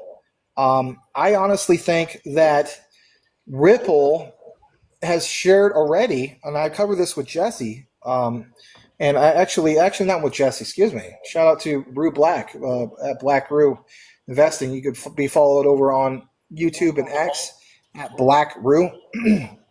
But anyway, we did a collaboration last summer about this topic. Hardly anybody watched it, I'll be honest, or listened to it. Why is that? Because stable coins, people, they see the topic of stable coins, they're like, who cares? It's a stable coin. When Lambo, when Moon, you should care. Here's why you should care. Ripple, a few months ago, I don't know if you remember this yourself, Blockchain Bully, but they made an offer to Circle, remember, for USDC? Yeah, that was the rumor, right? Yep. Yeah. So I don't know if that necessarily ever happens, but even USDC was thrown into the basket like, you guys got a MiCA compliance problem. Think about this. RLUSD doesn't have that problem. They're already MiCA compliant. So moving forward, if we talk about, regulations, you have to be under that umbrella of MiCA compliance. And I know some of you guys are like, man, I don't even, if you're brand new to this, I don't know what all this stuff is. I just encourage you to look more into why that's so crucial. because it is in itself another standard. If anything, it's probably the most important one. If So if we you talk about, comply to it, it'll ultimately kind of push you out of the realm of institutional adoption and integration. yeah, yeah. So in my opinion, it's not just an opinion; it's actually fact. So Ripple already meets those compliancy needs and so on. And again, that's why, RLUSD, that stable coin with Ripple is so important. So it really meets Mika. I think USDC is going to be fine personally. Yeah. But again, the worry is Tether because of the ties to Bitcoin and so on. So you have to keep in mind, people are like, that's going to be the next black swan. You don't think that Tether isn't aware of that? Some people say, well, then if they're so aware of it, why don't they just come out about it? I think that's going to be the next big thing. I think it's going to be personally fine. Could be wrong. Well, it's very odd. Max, it's very odd because we know that USDT is not MiCA compliant, nor is it Genius compliant due to the reserve backings, as well as the failure for, I believe, monthly attestations or audits or whatever the actual audit trails of it is. And then Tether also came out and said that they're going to create a U.S. Genius compliant stablecoin. So Tether is creating a brand new stablecoin that is compliant with the Genius Act as well, I guess. Is maybe MiCA. Maybe they'll do one for MiCA in the EU. But I find it very odd, that Tether USDT is the largest stablecoin. They're going to create a brand new stablecoin simply just to comply with MiCA as well as Genius compliance to try to get a share of that shift from retail liquidity into all of this institutional, governmental, as well as enterprise liquidity. Yeah, I mean, it's a long topic, right? We could really get into weeds about this, but the way I look at it is, just because the thing with USDC and Ripple didn't happen as far as them acquiring, Circle, doesn't mean it can't happen. It could be getting to the point where it's just an offer that's too good to pass up for Circle. Again, I'm not a fortune teller, but again, if you think about it, if that was to happen, if I'm not mistaken, I think it would be anywhere from 20 to 30% of the stablecoin market share that would, open up for Ripple. Well, then that would be super impressive. Will they be able to go after something like Tether right now? No, absolutely not. They can't make an offer to Tether because they don't have the money yet. But moving forward down the road, you could have like an all-in-one solution. But maybe that's the whole thing, is realizing that you don't want necessarily like a monopoly. I mean, Ripple could very well theoretically corner that stablecoin market by making that happen, and I think you better believe that they're aware of that. Why does any of this matter for us, the average retail guy, or somebody just came into this space and so on? Why point out stablecoins? Like, some people are like, who cares? You should care. Here's why you should care. Bitcoin itself has, oh my gosh, at least 35,000 pages. Notice how I said pages and not pairings. Pages of pairings on coinmarketcap.com right now. Go look it up for yourself. With USDT, or USDT, I should say, has 35,000 pairings with so many different things. And again, through like BTC and stuff, I mean, just go look at it. That's a lot of liquidity pairings. So again, pairings are the enablers of liquidity. At the end of the day, what are you using as what? Collateral to purchase the asset. So Tether obviously dominates in that field. I think it's at least 70%, if not more, of that market share. Yeah, we get it. Pay to $1, but again, something. What's it really backed by? And again, this is the whole black swan situation. I don't want to get too deep into it because that's a whole rabbit hole itself. But for Ripple to meet already the compliancy standards ahead of even Circle and Tether, I think speaks volumes. They can totally get the job done for MiCA compliance for both Circle and especially USDT with Tether. It's a major win moving forward, but again, you better believe that they're going to want something for it. They're not going to necessarily do it for free. Yeah. So how does that all work out, and what's going to be at stake? How will Tether do this new thing that you're talking about? How that is that going to come to fruition? At least they're aware of it, and at least they're doing something in that regard. So I would be more concerned if there was nothing at all going to happen, compared to the buy the rumor, sell the black swan event type thing. Anyway. Well, yeah, I think that's why, look, stablecoins are very important for us to talk about, because they probably are going to be, thank you, they're probably going to be one of the biggest use cases to focus on, especially that institutions and governments are focusing on. Whether it's stablecoins or tokenized deposits or CBDCs, it's the actual settlement assets that will flow across these rails. But it is important because we still are in this retail speculative market, and Tether absolutely has its place. A lot of people outside of the United States, they use it as a means to kind of have a little bit of stability to the US dollar. Some people, they don't have access to the bank, so all they need is a phone and an internet connection, and they can actually access it. So Tether absolutely has its place.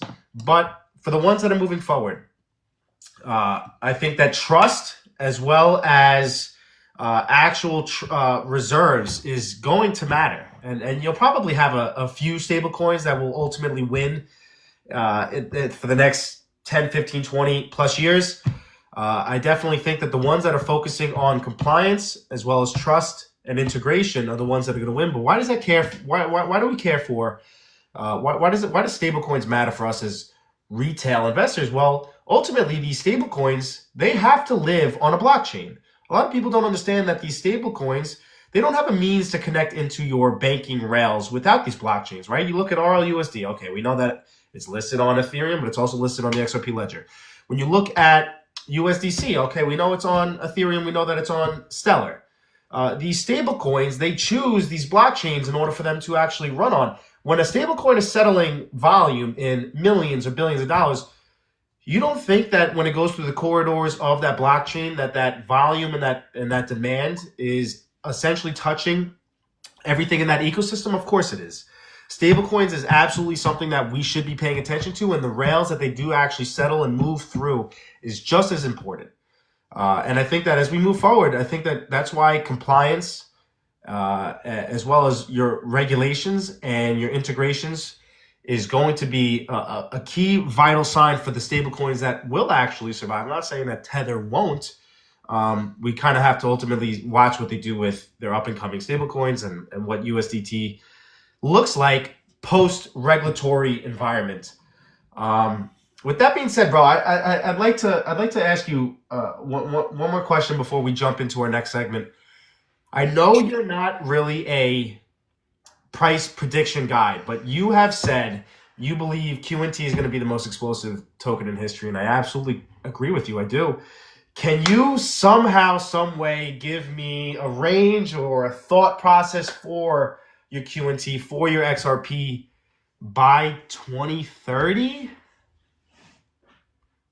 Yeah, I mean, I can do that. I mean, again, I'm just a person does research. People, I'm not, Of course. I'm not an oracle. I'm not a fortune teller or any of that stuff, right? But for me personally, like, I guess I could be extremely conservative on it. So, by 2030, if QNT is not at least a 10K per QNT token, I'd be really surprised. That's how fast I honestly think that this whole system, if you will, people call it the quantum financial system, no pun intended. It's the technology is literally rapidly transforming before our eyes. Now, some people, to be critical, right? They'll be like, "Oh yeah, well, hate to use this stereotype, but there's always the Jimbo Bob out there of price don't move much. I did, bought all this QNT, and I don't care what kind of alpha you're sharing out here, but price don't move much." Well, Jimbo Bob, let me tell you something. I'm still up on QNT, and My average DCA into QNT is roughly $77. Nice. I'm not into much profit at the moment, right? But I am still in profit, which is cool because that's the whole point of trying to realize when things are at bottom. So again, back to what we talked about like roughly an hour ago, give or take. Man, the time flies by when you're passionate about something, right? Some people say if you're having fun, time flies by. Well, this is fun for me, and hopefully it's fun for you guys too. Yeah. It's nice to learn something new if you're new to this. But where I'm going with this is, I want people to understand that. Yes, currently speaking, if you got into QNT, let's say bear market 2022, you haven't seen the all-time highs like it was in 2021, and that may frustrate you. Maybe you did come from a previous bull market, and you're like, yeah, I sold my QNT and whatnot. I look at like QNT. If I'm going to talk about XRP, I have to rate QNT just as far up there. I mean, I literally have it just like with Jesse. This is why we mesh so well. We have XRP and QNT tied for our number ones, and the reason for that as well. I'm with you there. Yeah, right on. And the way I look at it is, I mean, unless there's something that radically delayed that adoption by 2030. I just look at like these are the financial plumbing. It's not just a rail system, Ripple's those rails, but Quant is that token booth that connects all the rails, that connects all the bridges.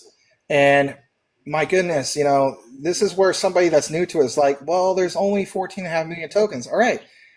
Again, back to Bitcoin. There's only 21 million coins, not the full 21 million has been minted. I think Michael Singer pointed this out, like the final Bitcoin is minted in 2146 or something crazy like that. So like we won't even be around for that. Maybe our great grandchildren or whoever might be around for that. But the point is a very limited supply with QNT. I look at BTC compared to QNT. Right. People say, well, the value in BTC is, it's a store of value. It's, Michael Sayer says it's digital gold. It's digital property. All right. But the actual use case does not follow, by definition, the original Satoshi white paper. And I know some people will say, well, we have evolved from that. Okay. Again, that's another reason why I'm very big on BSV still, all right? And I don't want to get so much on BSV, but BSV does focus on being that true original Bitcoin for a peer-to-peer cash system at scale with, I got last report, 9 million plus TPS. Anyway, Quant in itself, though, you have literally thousands of use cases, interoperability with, my God, I guess every single blockchain. Like they said, if it's not on the list, let them know, and they'll make the interoperability. Again, the Internet Engineering Task Force. These guys are the pioneers of the internet. Gilbert Verdian has stated, guys. This is the CEO of Quant, by the way, for now. He has stated basically, he looks at like it doesn't matter if you know the name. You just need to know if everything connects. Think about that. Like, can you imagine if the internet that we use, we didn't call it the internet, if we called it, like, hey, you on AOL? I mean, at one point, that was a thing. I mean, I know I'm older than a lot of you guys. I'm 44. But, that was a thing. God, that was horrible. It was a very siloed environment. There was people that was like, yeah, like myself at the time. I mean, I was just in high school, and it's just like, yeah, I wasn't even on 56K. I was on 28.8K. I mean, how horrible is that? But my dad's friend, he had DSL, and it was so nice to go over there and just not having to have your phone tied up, and and it's just a lot faster, more efficient. Anyway, my point was, when we went over to his place, he's like, well, he's on AT&T DSL. That's your internet. And then he had to connect through his own siloed environment. I don't know if it was CompuServe. Anyway, but my point is, it was so siloed. There was a label of which internet you had. Yeah, and so the way I look at it is, even with things like Quant, connecting that interconnectable. So in the future, it could be, in 2030. Will people know necessarily the name of Quant? Maybe they will, but the point is, it won't really even really matter because their technology will be the plumbing that is used in the fully interconnected world. And especially, of course, not just for banking. I mean, I know we put so much emphasis on this banking thing, but we should put more emphasis on this API thing. I challenge people to do this. If you were to go to Amazon Web Services as we speak, done a deep dive about this.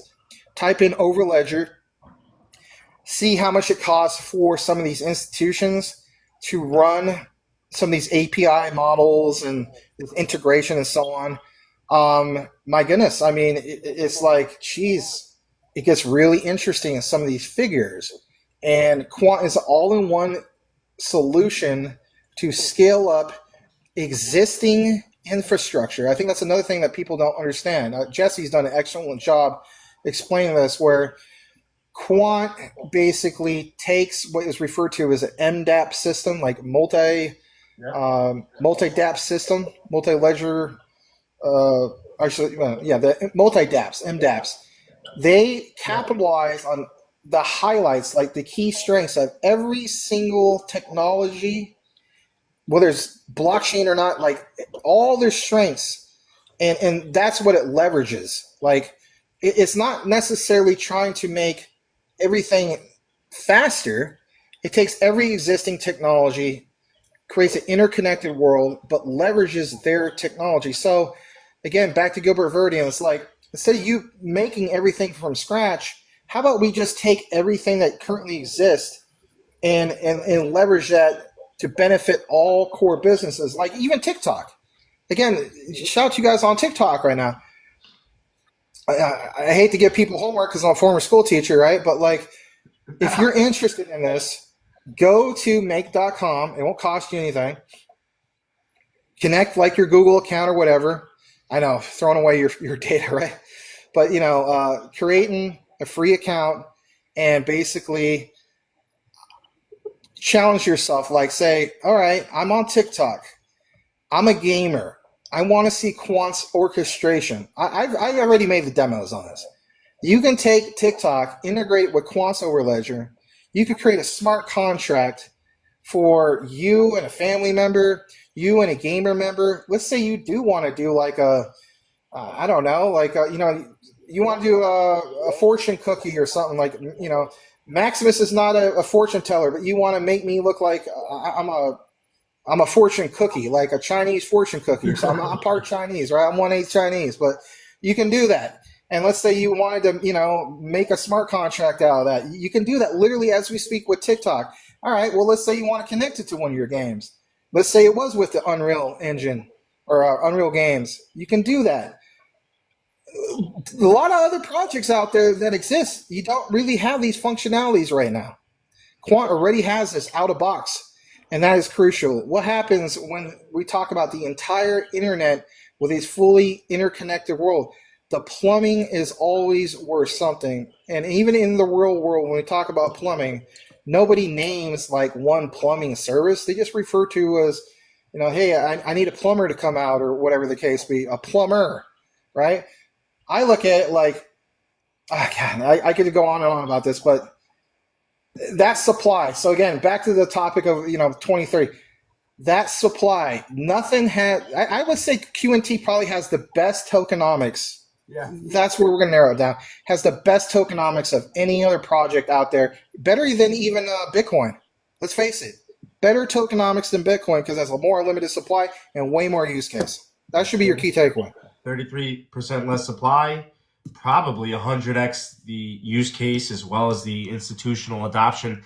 And you haven't even dived into the CBDC sandboxes, the BIS pilots, the Bank of England proof of concepts. I mean, there's a lot behind the curtain. What about your XRP 2030 price prediction?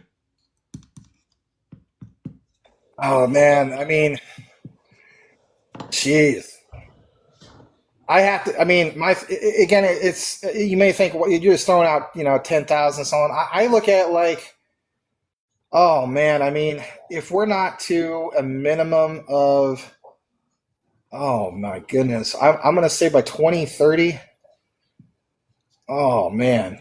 I know people throw out that 589, but yeah, I mean, if we're not to a minimum of anywhere from 500 to 1,000 by then, I would be really shocked personally. Wow. Because the way I look at it is, you're looking at, I mean, I have it higher. I mean, I'm just looking at it from a very conservative point of view. Could it be 5,000, 10,000? People point out like, and I get it, guys. Again, I'm not trying to win everybody over. It is what it is. I'm just a person with an opinion and research. Okay, if people want to say nasty things, it's okay. I mean, I pray for people. God bless you, right? But I look at it from the perspective of, you can't look at it just from necessarily tokenomics and market cap, the traditional market cap perspective. Yes. Um, Tell 'em. yeah, I wish I had the screenshot. If anything, maybe I should send this to you later. Anyway, I want people to do this. Go to, I believe it's APY, or not API. Let me pull up on my computer real quick. There's a website you can go to track all this stuff. It's crazy. It's like, I almost think to myself, this is the flip of this, the switch. Some people call it the reset is happening. So my buddy sent me a screenshot, and it showed what is going to be tokenized is a number that is like, you can't even really say it out loud. But I added up the numbers, and it was literally like, I don't know if it was a quintillion, because I mean, as we know, there's quadrillions, that's in the 4, quintillions is in the 5s, sextillions is in the 6s. It was either a quintillion or a sextillion, which is an insane amount of numbers. But if you go to app.rwa.xyz, shout out to my buddy Mike C. He had the screenshot, and again, I would just pull this up if it was on our typical stream. But he showed me, I want to say like it was a couple weeks ago before the flash crash and so on. It was like, oh my goodness, this real world asset market is literally being shifted. Like, people are like, oh, all the money, all the money in the world won't be transacted. I think you and I had this private conversation on our preliminary talk. Like, people do not realize, like, for the first time in history, and some people say, oh, this is bad, and I get it. It's like little Tommy going to the candy store. Who gave Tommy the $1 to buy a candy bar? Well, maybe it was probably his mother or something, right? Or his dad or whoever. But, where did the tracking of that dollar? Like, how? Like, the dollar. Like, my God, the dollar in itself, it doesn't follow under the same, I guess you could say, standards of like a $20 bill or a $50 bill, $100 bill, right? The $1 bill itself, I mean, you can find many $1 bills that go back to, the 20th century. Like, I saw some ones from the late 60s, 70s, 80s, 90s, and so on. My point is, for the first time in history, like, we can obviously track everything, and some people say that that's doom and gloom. I get it. I totally get that. But when you go to rwa.xyz, Yep. you will see on here some of these things. So anyway, in his screenshot he showed this, I think it was maybe 2 weeks ago, I want to say. So again, before the flash crash, there was the most insane amount of the start, I guess you could say, of this tokenization, if you will. Like, wow, like, are you kidding me? Like, quintillions or sextillions of this real world asset market to be tokenized. When we talk about those figures, for the person that's saying there's not enough money in the world, you are part of the problem. And what I mean by that, politely speaking, is you're not realizing the bigger picture. You're seeing what's in front of you based off of the current market and the current market conditions. And some people will say, well, of course, that's all I have to go off of, just like you, MaximusCrypto. Okay, I get it. But please realize that, back to what we first talked about, because if you are grabbing the value, as Jesse has mentioned, myself, of the internet, then my God, like there is no AI. I don't care which one they may came up with a ballpark estimate. There's no AI out there with a Grok, Gemini, Copilot, you name it, that's going to give you an accurate amount on a tokenized actual full value of an internet. And who would lead the charge for capturing most of that value? It would be Ripple. It has to be Ripple because of the whole concept of basically, like their slogan, they're not creating the internet of value anymore. Like, I don't know if you saw some of those videos. They're not doing that. They are doing the implementation of it. Like, if you go to Monica Long's, some of you guys are new. Monica Long is the president of Ripple. On some of these profiles, not necessarily her, but also others, Brad Garnerhouse, the CEO of Ripple, they used to have it in their name. Like under their X profile, it would say building the internet of value. It doesn't say that anymore. Seriously.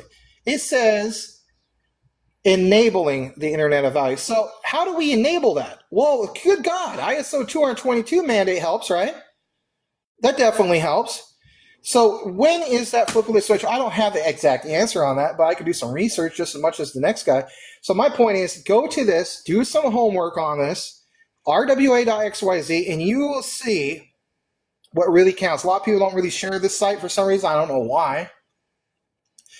But you will see literally some things have happened here, and it's really, really mind-boggling. The amount of asset classes, whether it's stable coins, U.S. treasuries, government bonds, corporate bonds, private credit, commodities, institutional funds, even stocks. That's another thing. Stocks. I mean, think about that. The whole entire stock market will be tokenized. And can I give you an example? Absolutely. I'll give you an example right now. You want proof?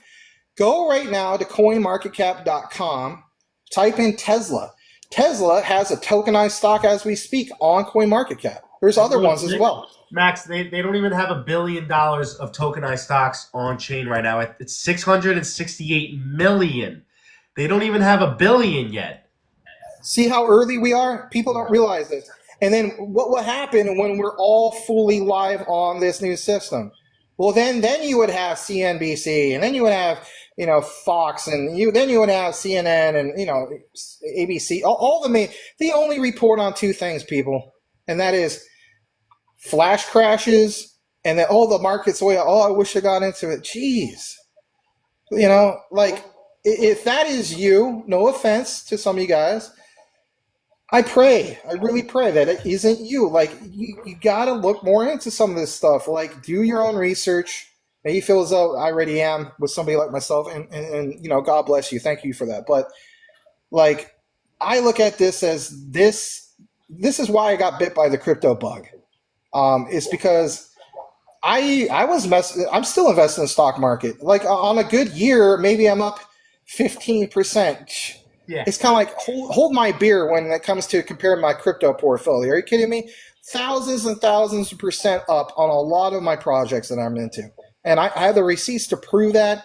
Why? Because I've done the heavy lifting. I've done the research on some of this stuff. It's about getting into things when there's a lot of doom and gloom. Like, for me personally, I'll just be transparent. This last flash crash, you want to know what I stocked up on? I'll tell you. I spent 3 hours one night going through CMC, CoinMarketCap.com, and CoinGecko. I loaded up my portfolio. I compared my portfolio, what was down the most. Then I went through the top 100 on my, on the list, not my watch list. And I went all the way up to the top 500. Then I compared that to my watch list. My watch list, I have a lot of ones on there. Obviously, some of that list is on my Patreon. Again, just hear me out. So I went to 3 hours of this. I said to myself, I want to know the one that's at rock bottom because I want to throw some money at this. This is as Warren Buffett says, when the market's red, buy that fear. So I did. And I came to the conclusion that, for one, holy cow, Filecoin, which, by the way, has the most unique decentralized storage system of anything out there, in my opinion. Um, went to over $400 last bull market. That sucker crashed to like 65 cents, something like that. Holy cow! Shout out to anybody that bought it 65 cents. You were already way up already. Like, that did like a 3x in a day with that flash crash. If you get 3x on anything in a day, you're doing good.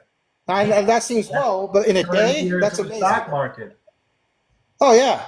So I wasn't lucky enough to see their flash crash on that one, right? But I did recognize, look, man, you've been DCAing into Filecoin since I think I DCA'd till I want to say 2022, 2023, give or take.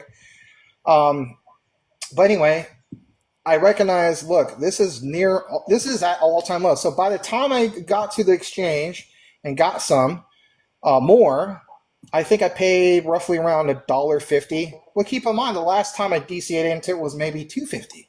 And the time before that, maybe $3.50. And then my first bag was like $4.50.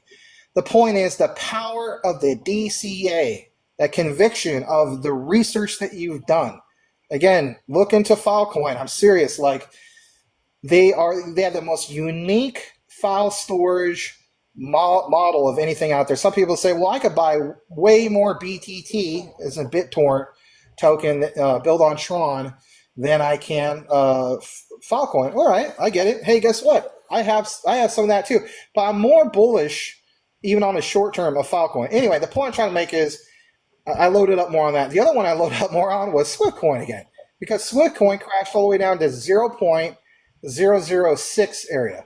So in a nutshell, basic math, I was able to buy another 100,000 tokens for roughly around $600 some odd. Well, I did that a couple of times. I haven't hit all my Swift goals. You can't own everything. I mean, BlackRock can, but so just to give your audience a heads up, I've told my audience, especially on my Patreon, those are the two that really stood out to me. Luxo is another one that really stood out to me because they're considered fancy Ethereum, another very limited supply coin that's out there. I think roughly 40 million, give or take.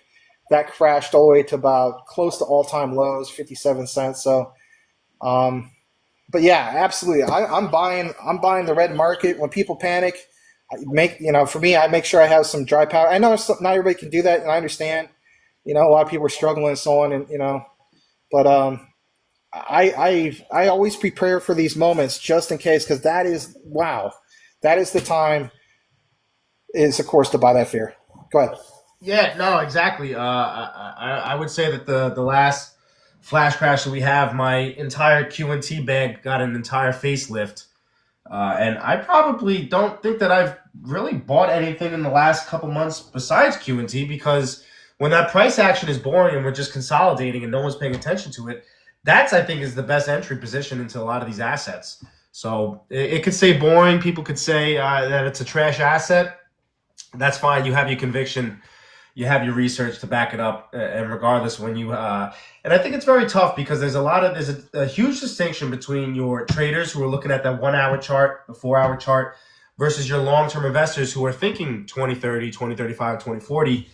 The long-term investors kind of live in this gap between what is and what could be, and ultimately we try to find these undervalued assets.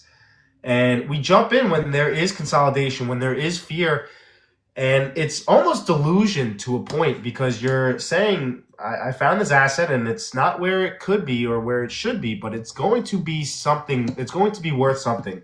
And the only evidence that you have could maybe be the partnerships, the compliance, the regulations, or even the use cases. And you could say it's extremely undervalued. This is where this market is heading. But to some degree, it's very tough for a lot of people to have that stoicism and have that emotional discipline and that patience to continue in their research and stay and hold that conviction.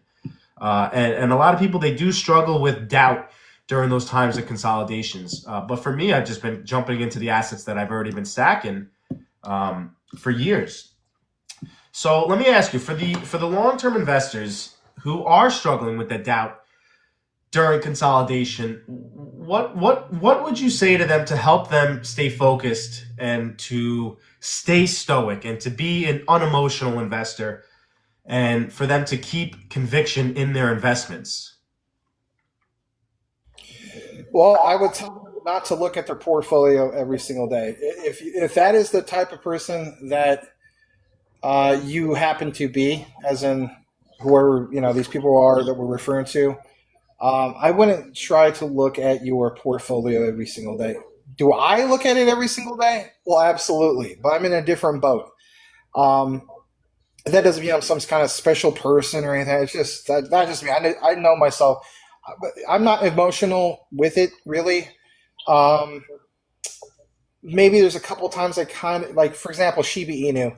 I was really tempted to swap all my SHIB because, like I have, I'll just put it this way, I still have a decent amount of SHIB because, it did well for me last bull market. Shiba Inu, that ecosystem right now, like with Leash and boom, my God, it's like a rug pull. It's horrible, right? Like the hack that happened. That's beyond the point. Anyway, to answer the question, the way I look at it is, number one, don't look at your portfolio so much because you will be emotional. It's just it's a thing that most people, if they were polled, that's probably what they're going to do. Don't be the type of person that you're just jumping in from one thing to another because you hear a lot of hype. If you're doing that, then you haven't done any research. I say that politely because I kind of look at kind of like TikTok. If you're treating your portfolio like TikTok, what's trending, right? Because let's face it, TikTok it's a trending platform. You're going to get wrecked. You may do well short term, especially when it comes to flash crashes, but the average person is not going to do that. The average person is not going to really, jump in and out, or I should say, how should I say this? The average person isn't going to do things the proper way, and that is to be convicted into the research and stay the course. I hate to say that.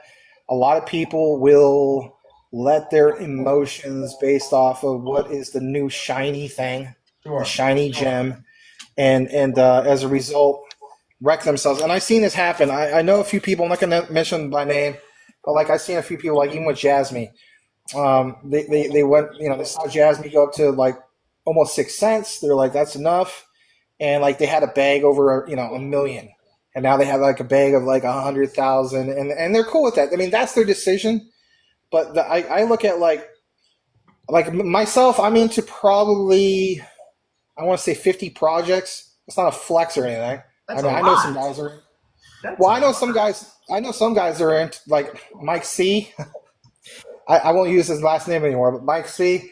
He's into maybe, my God, maybe 500, 600 projects. Because what he does is it's a little bit different. He'll buy a little handful of. Oh yeah, it's insane. He'll buy a little handful of everything, handfuls. And he treats them like they're lotto tickets. His philosophy, he'll buy a lot of lotto tickets and be diversified, and it worked for him. But as a result, even with Jasmy, maybe he had over $1 million, and now he has I don't know, 100,000, 200,000. I know another guy, he's done that same thing. And it's because they believe into some of the projects long term, but let's face it, maybe some real life things happen. It could be anything. A family matter, you need to open up capital. Yeah, I get it. But anyway, the consolidation, a person long term, the consolidation, not getting so emotional. Again, back to the whole thing of, don't be looking at your portfolio every day, because if you do, then it's it can be disheartening. It creates that fear, the uncertainty, the doubt. Come back full circle. Say to yourself, why did I get into some of this stuff to begin with? Because I believe in the long-term vision. This should be also the key takeaway from this question of yours. Where I'm going with this is basically this. If you're the type of person that got into this for the long term originally, and then now you're getting really emotional, I shouldn't even say this as advice, but my takeaway for you would be, hey, look, reevaluate what your portfolio is. Say to yourself, how much research did you really do? Also ask yourself, how diversified are you truly? Are you a maxi just on a few tokens? Are you also a person that maybe your I hate to use this as an analogy. Are you a meme person? Like, is your background based off of your investments? The only things that did well for you was like memes, because that's not good. Because now you're looking at anything utilities being, I guess you could say, kind of crappy, because you're basing on what moves. If you're a true long-term investor, you should recognize utility. You shouldn't just recognize the movers that are currently happening. And last, imagine being a person that decide to get out of these ISO assets, like, you know, your XRPs, XLMs, XDCs, Quants, Hedera, HBAR, you name it. You get emotional. Like, let's say there's a flash crash next week, God forbid, you know, and you're like, man, forget MaximusCrypto, Blockchain Bully, all these guys. They don't know squat. I'm going to be emotional. I'm going to get out of this. I just saw some new meme token, and that's fine. I'm going to jump into that. All right, let's say you do this before something like November 22nd. I'm not guaranteeing November 22nd ends up being the thing. Then some date comes up like that. Let's say it's just like how it was for June or July 14th when the American mandate happened and XRP went to all-time highs. Then you were too emotional. You jumped out. So you missed out on those gains. For me, I came into XRP. I'll be transparent. My original bag was 32 cents. So when it went to like all-time highs, that was like 11x. Now, granted, there's some meme tokens maybe done 100x and so on, but for an 11x in anything, especially with utility, that's great. But even with that said, it's still so early for this utility-driven projects. I would hate to be that guy that jumped out of it. It's kind of like a Bitcoin pizza moment. You know, the guy who was interviewed for the Bitcoin pizza thing says, "Oh, you know, don't let it bother me." Blah blah blah. Bull crap. Yeah, It bothers. you know he's crying every single night when he has to wake up the next day. If he ain't crying, his kids are crying. Somebody's crying. Somebody's definitely crying. And so that's me. Do not make your future generational wealth, if you truly care about it, become a Bitcoin pizza moment. My God, like, can that be our main takeaway for everybody? Do not create that scenario for yourself. Maximus, are people going to cry when they look at the price of QNT, XRP, XLM, HBAR, XDC, SHX, when they've been kind of crapping on utility for years and years and years? Just tell me people are going to cry. Oh, of course. I mean, okay. Did you mention SHX? I did. Interesting you mentioned SHX. Doesn't get talked about enough. So interesting with SHX. Wow, what opportunity even right now with SHX. So I came into SHX, oh man, sub a penny. I think it was like 004, 005, something like that. Hit my minimum goals. I didn't hit my long-term goals yet, but, you know, yet. Tremendous project, right? So for one, you have the Ripple deal. You have the Stellar deal. It's literally built on Stellar. But one thing that really, really caught my attention was strong on SHX is this Nacha thing. I mean, if you think about it, if you had to pinpoint one coin or token that is the Nacha token, it's definitely Stronghold. And that is so huge. And not only that, they have the FedNow connection.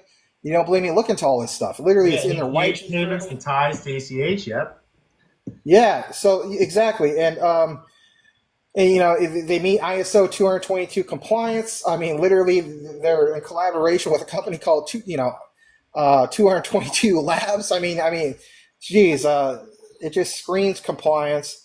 But again, another one that's still very low market cap with huge potential.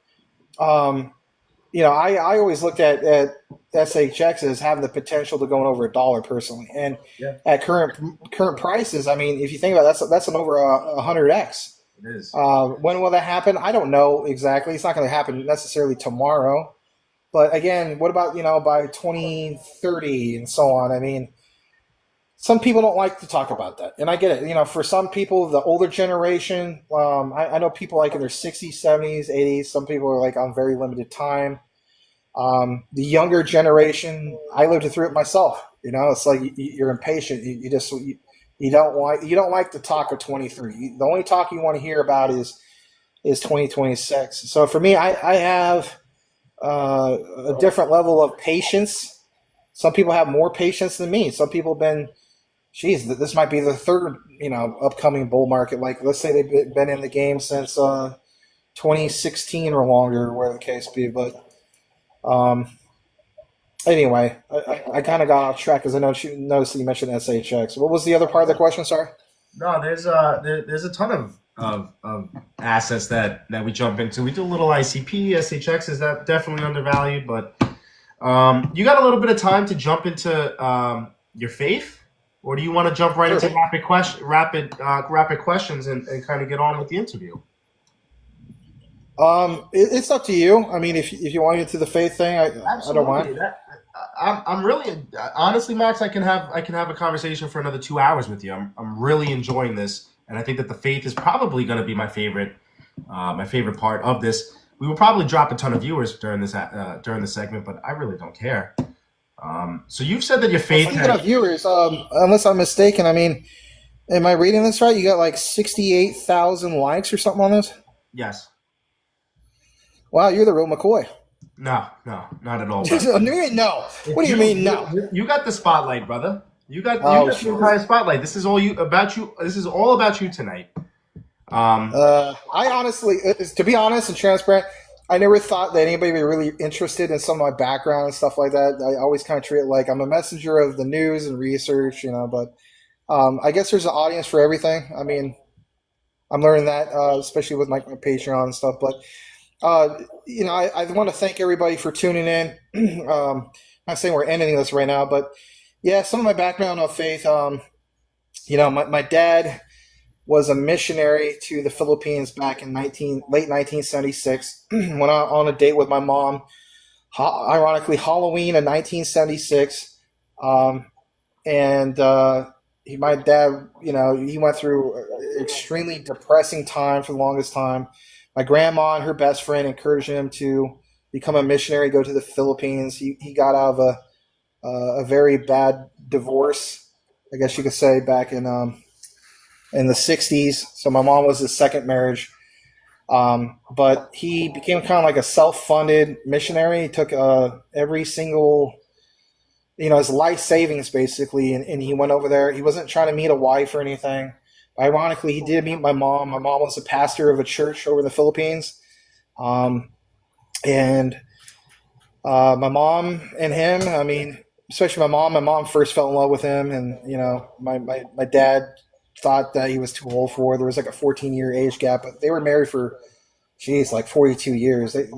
They are the definition of true love. But, I just want to say to everybody, like, everybody deserves a second chance and everything. God had a second chance for my dad and work with my dad. But I was raised obviously to be Christian, and I went to church and all that stuff. I was raised in Protestant faith. I went to the Assemblies of God Church, also Baptist. And then I would say from my 20s to maybe late 30s, kind of felt like, man, I was raised better than, this life that I have right now. And, I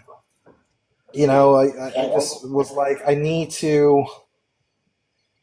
to focus on the path of what God had for me originally planned. And what I really mean by that is, I think everybody, for the most part, whether you have a journey with God or not, can relate to this, where God's plan is the best plan for you, but we listen to the world and we deviate from that.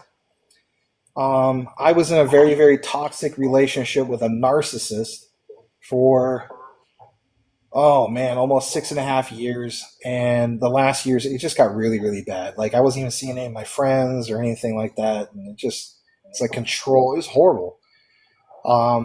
But I got out of that. And so that, anyway, in a nutshell, is roughly, I want to say 2022, 2023. I think it was 2022.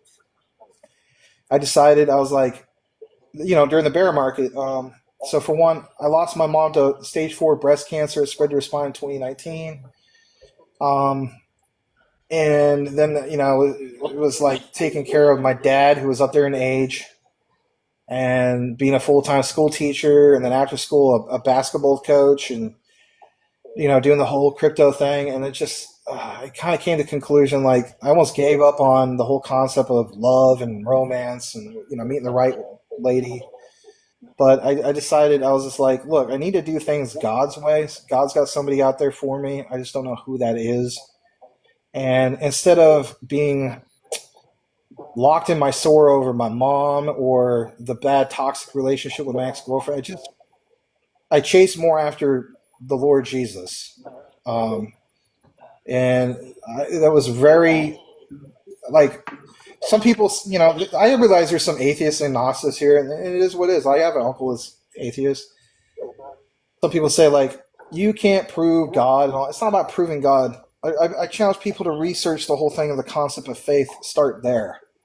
But for me, it was, I can prove that God has worked with me because I've seen it. I've seen it with my aunt and uncle from the Philippines. Of course, I've seen it recently in my own life. But when I start putting God first in my life and truly, which I consider like a born again moment, when I became official born again Christian, there's a difference, right? Like you can be baptized as a baby, but when you really claim and you pray deeply, and I'm talking like tears in your eyes, where like, Lord Jesus, please come into my heart. I deviated from you. Please help me to do your will.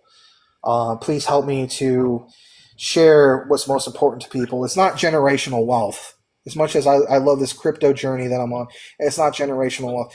Generational wealth does not compare to everlasting life, eternal life with your Lord and Savior Jesus Christ. And for me, to be honest, and I struggle with this as a Christian, what is the magical thing that does it for me? I'll tell you what it is. My mom was my best friend. My dad was my best friend. My dad is literally still my hero. He always will be. My takeaway for everybody is, because my dad passed away December 2023. So this December 14th will mark exactly 2 years. These people, my parents, like, some people leave the nest, and I get that. I'm not saying I didn't leave the nest, but it's kind of like a marriage in itself as a child. I was kind of like married to my parents, and they were to me, but we loved each other. Like, they're my family. Like, I'm their only son, and they're the only family I have, the only immediate family I had. So when I was going through this toxic thing with my ex-girlfriend, and then my dad passed away, I embraced Christ even more. And where I'm going with this is, the thing that does it for me is, how should I say this? And maybe some people can relate to this. What does it for me with Jesus is the whole idea that I have everything to gain and really nothing to lose other than accepting him. Right. The whole idea that there's a chance, even if it was less than a 1% chance. Seriously, this is just me. There's other people that cannot relate to this, and I get that. But for me, this is not the deal breaker. This is the deal maker. So hear me out on this. The whole idea that if I accept Christ as my Lord and personal Savior, not only will I have eternal life, I mean, that's cool, but there's a chance. Are you telling me there's a chance that I get to see my mom and my dad again?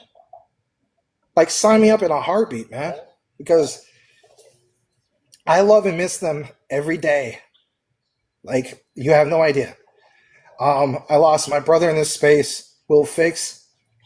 He's the bestest friend that anybody could ask for. I'll never get a best friend like that ever again. I know that. Like, we have so much in common. On X, I'm DPG Maximus, right? He was part of DPG. He was my right-hand man. He was like second in command type thing. And, we started DPG, Dog Pound Gaming, back in, what was it? I want to say January 23rd, 2022. So it's well over 20 years. And we lost our brother in space, Will Fix. June 5th.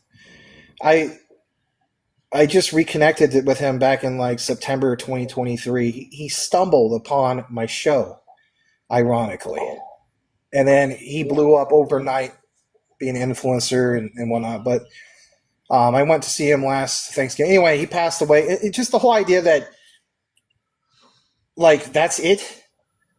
I just need to accept Christ's love, his sacrifice, and I'm blessed with eternal life. There's a whole other realm.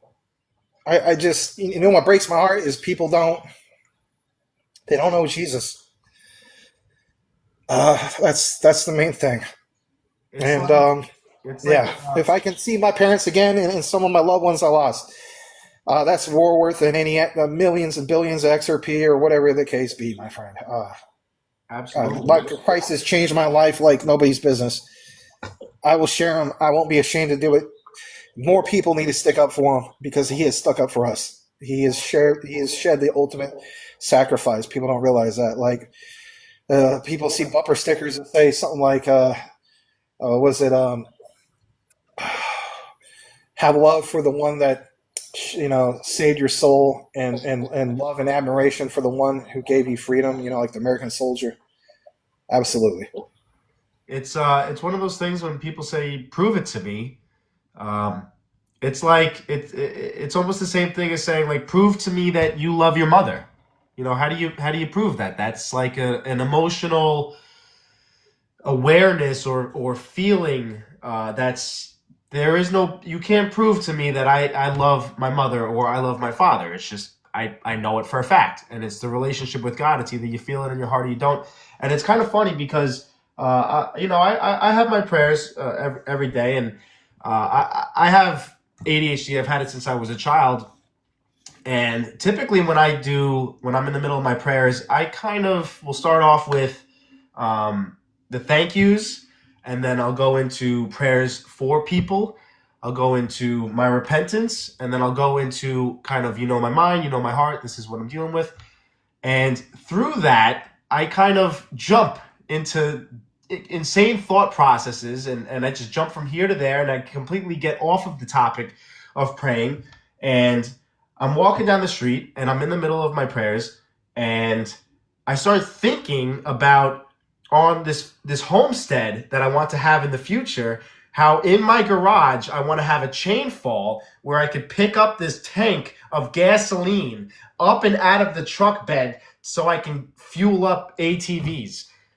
Like, this is in the middle of me praying, and my thought process just completely escapes me sometimes, and I'm sitting there thinking, like, this is what I'm saying to God. I'm like, that's kind of funny. It's kind of funny how I'm so comfortable in my prayers, and it's just such a normal conversation that my mind can honestly just drift off, and I can come back and I can kind of giggle at what I was thinking about during my prayers.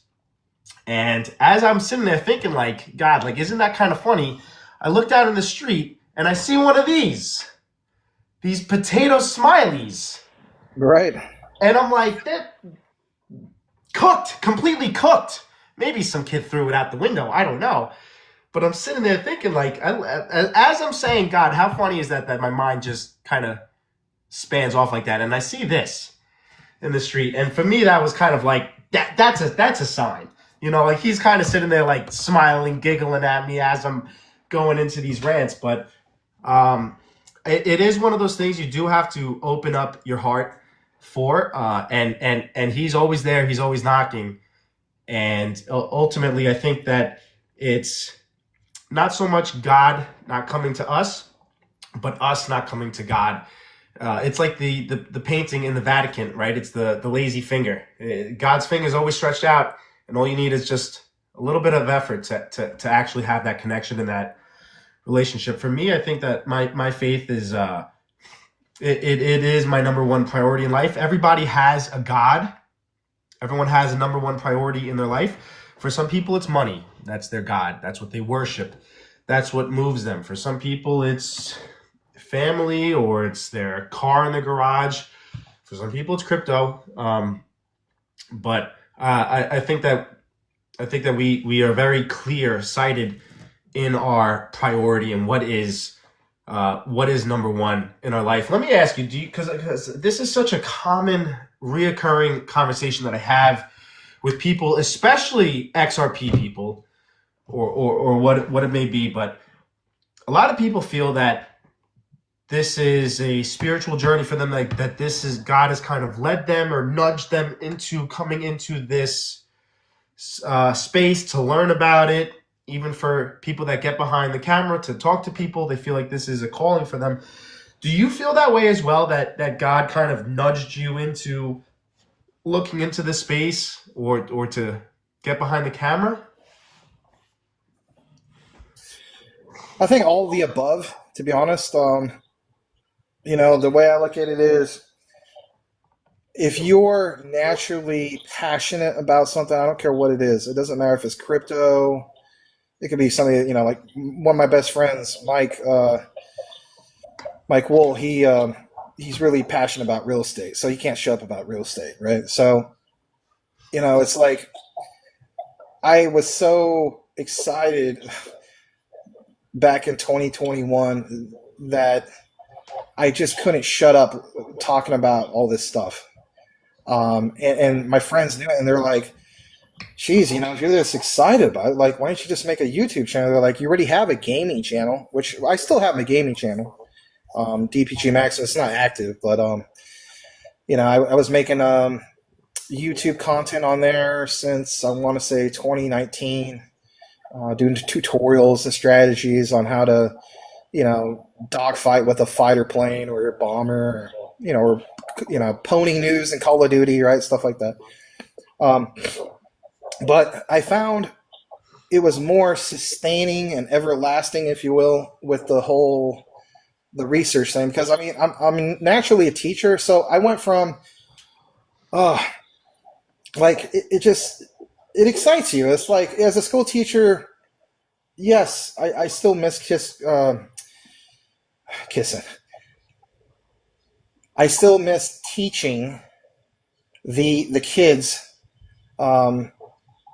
Like some of the kids would kind of kiss up to me for, Mr. Stanley, if I'm good, can I basically, have I don't know, some kind of special thing on Friday surprise I miss those days, but here again, back here in Phoenix, it's just, or the state of Arizona, you don't make much as a school teacher. It's really, it's peanuts. Oh man, back then I think my last raise, it was don't get me wrong, it was 40% raise, but it was like 40% raise to finally make annually like maybe 40K a year. In this day and age, Oh my God. oh, it's horrible, right? So, and then for a while, it's just like, there's no way I'm going to be able to make it on teacher wages. But anyway, it gave me hope. Like, I think that's the whole thing for all of us, right? Like, like I have a hat that says faith over fear. You don't see it right now, but, for a lot of us, it's hope for things of greater things to come. Is that such a bad thing? No. That's an amazing thing. So what does that mean? For some of us, like, maybe we're a lot older, maybe we're trying to leave a future generational wealth system for our offspring or again, future generations, grandchildren, great-grand, whatever the case be. For me, it was like, I'm never going to be able to save up enough money, even in 2 lifetimes, to create something that will fund a proper game. Because my dream has always been to make a couple of video games, and other things, right? Like I have a third project I'm working on, which I wrote it all down the other night. I was so excited about it. It's an RPG game. It's a historical one. I don't want to spill the whole beans on it because it's super original and nobody else is doing it, and so I'm stoked. But anyway, I just I don't want to create a low budget game. I want to create a triple A style game made by somebody who loves games, who's passionate about. So like, if I'm passionate about crypto and DLT and all this stuff, then I'm going to pour that in into also my game development. One thing, nothing against this guy, God bless him, Bobby Kotick, if anybody knows who that is, former CEO of Activision. This gentleman was featured in the hit movie with Brad Pitt called Moneyball. He was featured in it briefly. That guy, he's not even really a gamer, but he was the CEO of Activision. Made some very bad calls in the past. And it's just like, I don't want to be that guy. I want to be the guy who genuinely understands the gaming community, who genuinely understands what makes games fun. Let's make games fun again. Not just addictive, but like, something that everybody can enjoy. So that's my dream. That's my passion. That's my end game. Everybody's got something, you don't have to have the same dreams as me, right? So everybody's got their own thing. Maybe like a lot of guys run into is like their thing is just, they just want to buy a lot of land. I think that's also something, I think you share that a little bit, that's awesome. They want to buy a lot of land and they just want something awesome for the future that, like if you live at NYC, I can't blame you for wanting to get land. You don't want neighbors bumping elbows with you and stuff, right? I mean, you may rub elbows with some people, right? You know what I mean? Like you're rubbing elbows with MaximusCrypto, virtually speaking, right now, right? You can't see me, but I give you a little dab, brother, because I think you're an awesome guy. But I just want to state that everybody should have a dream. Some people don't have dreams, but everybody should have some form of a dream. Very few people are able to accomplish that dream. For me personally, it's not a matter of if anymore. It's a matter of when. Yes. My when, like for that dream, is there's no reason why I can't like really get my games going no later than 2030. Well, my goodness, what kind of geez, I shout out to you TikTok guys, especially the younger crowd. Like, I get it, you guys are focused on graphics, but for me, I'm focused on gameplay. I think it's a combination of graphics, gameplay, and so on, but for me, I'm so glad that I was born May 12th of 1981. I saw Atari. I saw especially NES, the first original NES. That was my first gaming console. And, the evolution of the innovation of even the Nintendo. I'll tell you what, my friend, Blockchain Bully, going from the jump of 8-bit graphics to 16-bit with a Super Nintendo, you want to talk about how blown away I was? Oh, it was that was the definitive moment, I think. If I had to pick one thing, I was just like so blown away as a kid, going from 8-bit to 16-bit. I just thought it's like, wow, Super Mario World and Street Fighter 2. And it was just like, this is really cool, And then now, of course, we have the ray tracing stuff. I remember talking back to what we talked about a few hours ago with my gaming community. I said, guys, at one point, this technology. And I want you guys to take this away. We'll go back to crypto on this one. Think about what I'm saying. So if I'm telling my gaming group of people back in 2008, 9, I said, listen, we're going to have this ray tracing technology that you see in these Hollywood productions like Pearl Harbor, but that's going to be in video games, But these video cards are going to be very, very expensive. So for one, think about this. NVIDIA's stock blew up in that period of time, big times compared to now. All right, apply that to crypto. It's, again, who is on board for some of this stuff? Even Render, like I guess we didn't really talk about Render. Render is a fantastic project. So my thing is just recognizing that there's so much value in a lot of these things. But there's also some bad players. I think it was recently, shout out to Quant Papa, I think it was Cadena went kaput. That's horrible. Anyway, that's a subject for another day, but that's my passion. That's my dream. And I really, really look forward to developing a couple awesome AAA games. Maybe by somebody who's really got a love for gaming. Anyway. Well, God bless, God willing. You let me know, because I'll absolutely jump in on that. I'd love to play that game. Whatever game you come out with, bro, you better believe that I'm absolutely supporting that. And I think that it's funny, man, because a lot of people they have these dreams, but most dreams don't end up ever leaving the bedroom. They get out into the real world and they realize that this is going to take a lot more than my normal 40 hours that I'm used to working. I'm going to have to come home. I'm going to have to work extra hard. I'm going to have to work on the days that I'm sick. I'm going to have to work on the holidays. I'm going to have to work on my birthday. I'm going to have to sacrifice a lot. I'm going to have to change the comfort level that I have now in order to sacrifice for what could be in the future. And at the end of the day, there's still this hazy period of uncertainty of whether or not you actually are going to succeed. And a lot of people think that in order for you to chase your goals or your dreams, that you have to maintain this level of motivation at all times. But ultimately, it's not the motivation that'll get you across the finish line. It's the unprecedented discipline.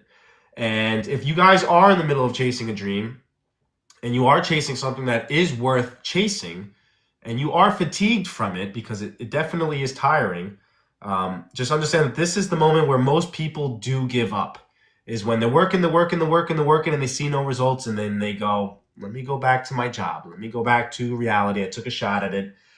This is the moment where most people give up. And it's funny because you may even see it in this market where you show up and you're working and no results, but you got a little bit better. And then you're working, no results, but you're a little bit better. And you're working, and then your life changes overnight.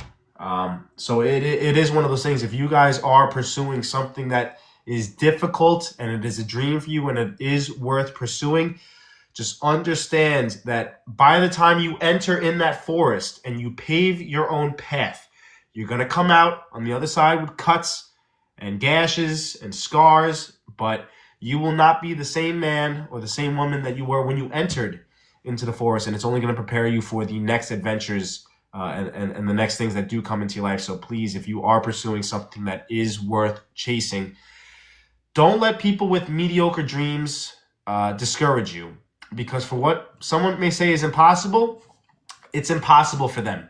It's not impossible for you. Most people, they think that their 40 hours a work week is enough and that somehow they're going to get ahead. Or most people just most people are average. Most people don't have a dream. Most people don't believe that they can achieve anything that is difficult, because most people want to live in this comfort zone, this area of comfort, and anything outside of that area is too risky for them. So if you are chasing a dream, God willing, continue going after it. It's one of the most difficult things, because at the end of the day, it's ultimately only you and yourself, and you have to show up day in and day out, regardless of how you feel. Your goals, your dreams do not care about how you feel, because if you're not the one chasing them, someone ultimately is. Maximus, I'd like to get into our final segment on this interview, and it's going to be rapid questions. Are you ready, brother? Sure, go for it. If you can only hold one utility asset forever, which one is it?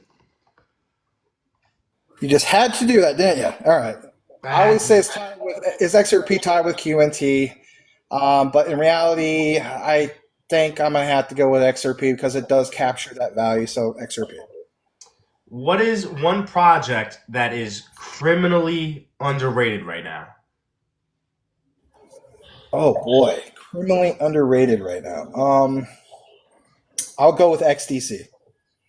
What is the most overrated narrative in crypto?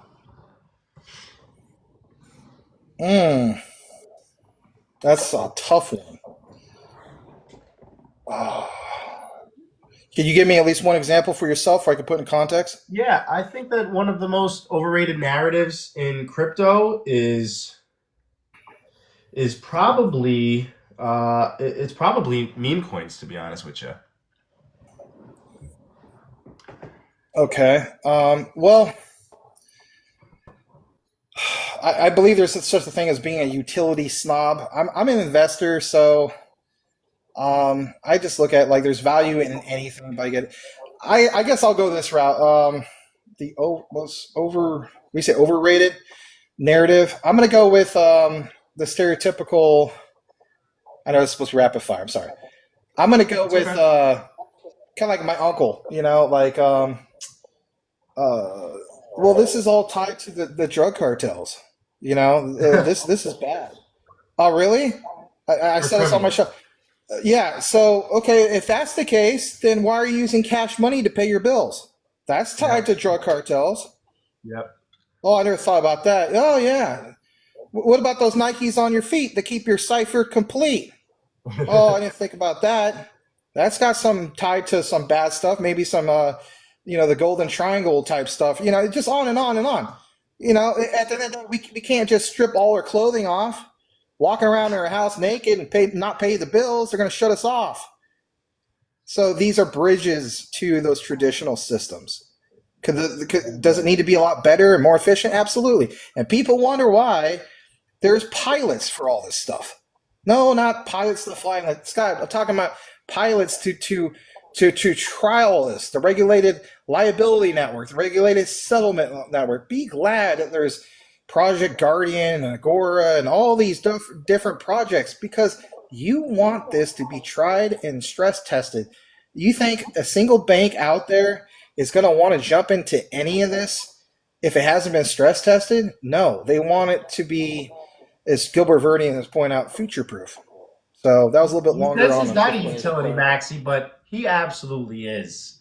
He absolutely is a utility maxi. Wait, who is? Sorry? He says he's not, but you are absolutely a utility maxi. It's okay. It's okay. I see who you are. I see what you're saying.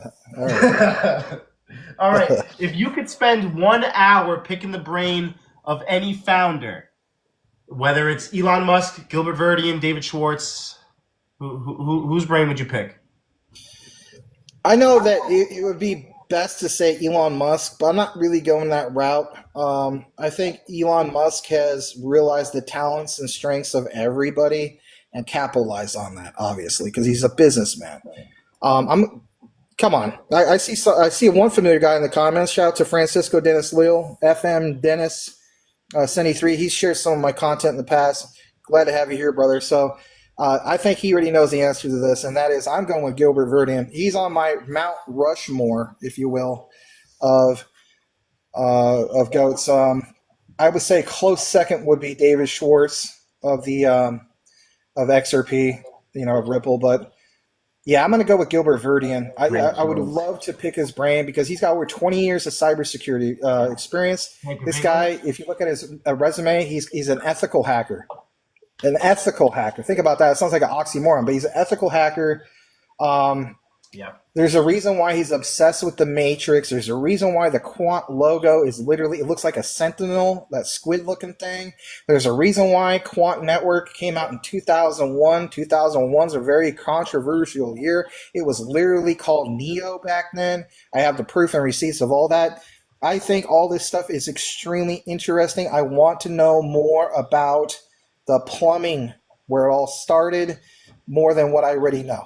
I could pick his brain. You think you're picking my brain here tonight? I could pick that gentleman's brain for a minimum of 12 hours. And even if I only got 10 minutes, I would have it all light out just real quick. Me and Jesse call him Gilbert the Goat. I'm fascinated with Gilbert Verdian. He's number one. Isn't that interesting? Yeah. Isn't that interesting, right, Jesse? Right? I get it. Yeah. Isn't that interesting? What is a bigger red flag? Hype with no partnerships, or partnerships with no use cases? Where the heck did you get some of these questions? This are some good questions. So the first one you said hype with what? No partnerships. Hype. And you said which one is which one? What's your question again? I'm so sorry. Which is a bigger red flag? Hype with no partnerships, or no partnerships, or partnerships with no actual use case? What's the bigger red flag? Yes. God, that's a tough one because both those are really tough. I'm gonna go with the first one. I'm gonna go with the first one. Hype with no partnerships, absolutely. Yeah, because I mean, somebody could say, well, NDAs, but in reality, if you have, like you said, hype with no partnerships, then you have basically vaporware. Yep. Yeah.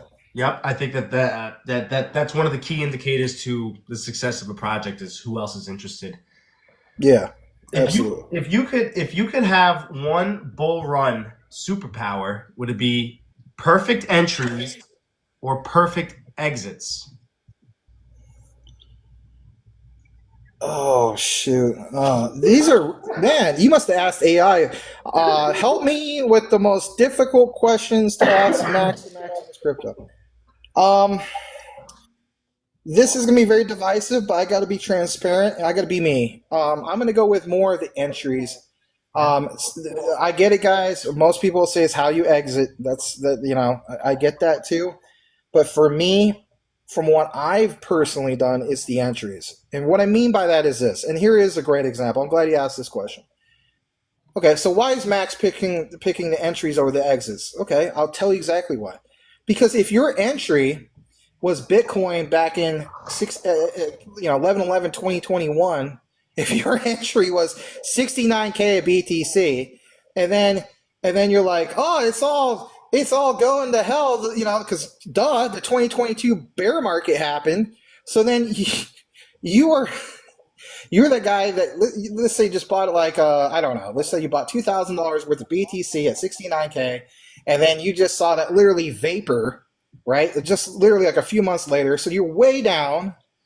I mean, there's numerous projects where you could say that, like not even altcoins. Like let's say, oh, Cardano went to $2, $2.50. Oh, I would jump in there. That's my entry point. No, and then you exit. Then no. So yes, you have to have a good exit. I get that, and some people are going to point out like you don't want to exit when, like we talk about XRP 10,000 coin. Some people are like, if everybody's trying to cash out at 10,000, for me, I'm not looking at I don't know if I ever cash out XRP. So I know this is supposed to be rapid fire, but yes, the entry point. So for me, again, the research, I came in the XRP at 32 cents. Some people came in much lower. I look at some of these products. Jasmy, great example. Are you kidding me? My buddy Mike C calls me at 5 o'clock in the morning, wakes me up. You got to get up. Oh my gosh, the whole market, it'll never be this low again. So I backed up the truck and, I think at the time I had, what was it, 400,000 Jasmy, backed it up for another 600,000, topped it off in $1 million. I was like, and didn't watch that. And that was a great performer. So my point is that's an entry. That's more significant. And I haven't exited yet. So that's a tough question that you threw at me. There's so much more to it than just entry and exit. I get the two come hand in hand, but yeah, having a great entry when things are at rock bottom with real true utility and future value. So that's, to be fair, I can't rapid fire that one. There's my answer. Yeah, for me, it's entry. As a long-term investor, you're kind of looking for these undervalued, and keyword on the undervalued projects. And especially when you see the dips, the long-term investors are not the ones that get hurt. It's really your leverage traders. But we see these 20, 30% pullbacks, and we're going buy. So for me, it's really all about entry because I want to be early as a long. I do both long-term and leverage. I'm fully aware. Like I get criticism on my channel, like. Some people say, you share too much about the leverage. I treat it as a separate portfolio. I'm very transparent, and I also share as part of my ad or commercial of, hey, you don't know what you're doing. Yeah, you don't know what you're doing. Don't freaking get into it. As simple as that. But I did learn a lot within the last year, especially when it comes to leveraging and so on. I just treat it like, look, there's good entry points, and even that, I don't get too greedy with that. Like usually I'll do maybe a 2 or 3x. I don't go too crazy. I mean, I do the 500x leverage. That's a different thing. But as soon as I see like it's getting to my entry points, like let's say it's $1,000. If I did a 2,000 or 3,000 bucks on it, I'm not trying to have it go to 10 or 15,000. It's a Kenny Rogers song, right? No one to hold them, no one to fold them, no one to walk away, no one to run. I totally know when to run. I totally know when to take profits. And then what I do with that is then I take that capital and then I shift it into some of the other long-term assets. It's just another form of, again, you're like creating entry points for those long-term gains. But again, I get it, people. You hear leverage, it's scary. You want to know why it's so scary? That's a narrative. Remember how you went back earlier to talk about that narrative? Yeah. That's a narrative in itself. There's a narrative going around that, these influencers should never talk about leverage. In reality, it's because most people, they don't understand it. And I get it. It's a scary thing, right? But I had to learn some stuff on that, and I'm so glad I did because it really, really helped me out with my portfolio. But again, I would never. Most people that will not listen to me on this, and that's okay. You gotta do what you gotta do.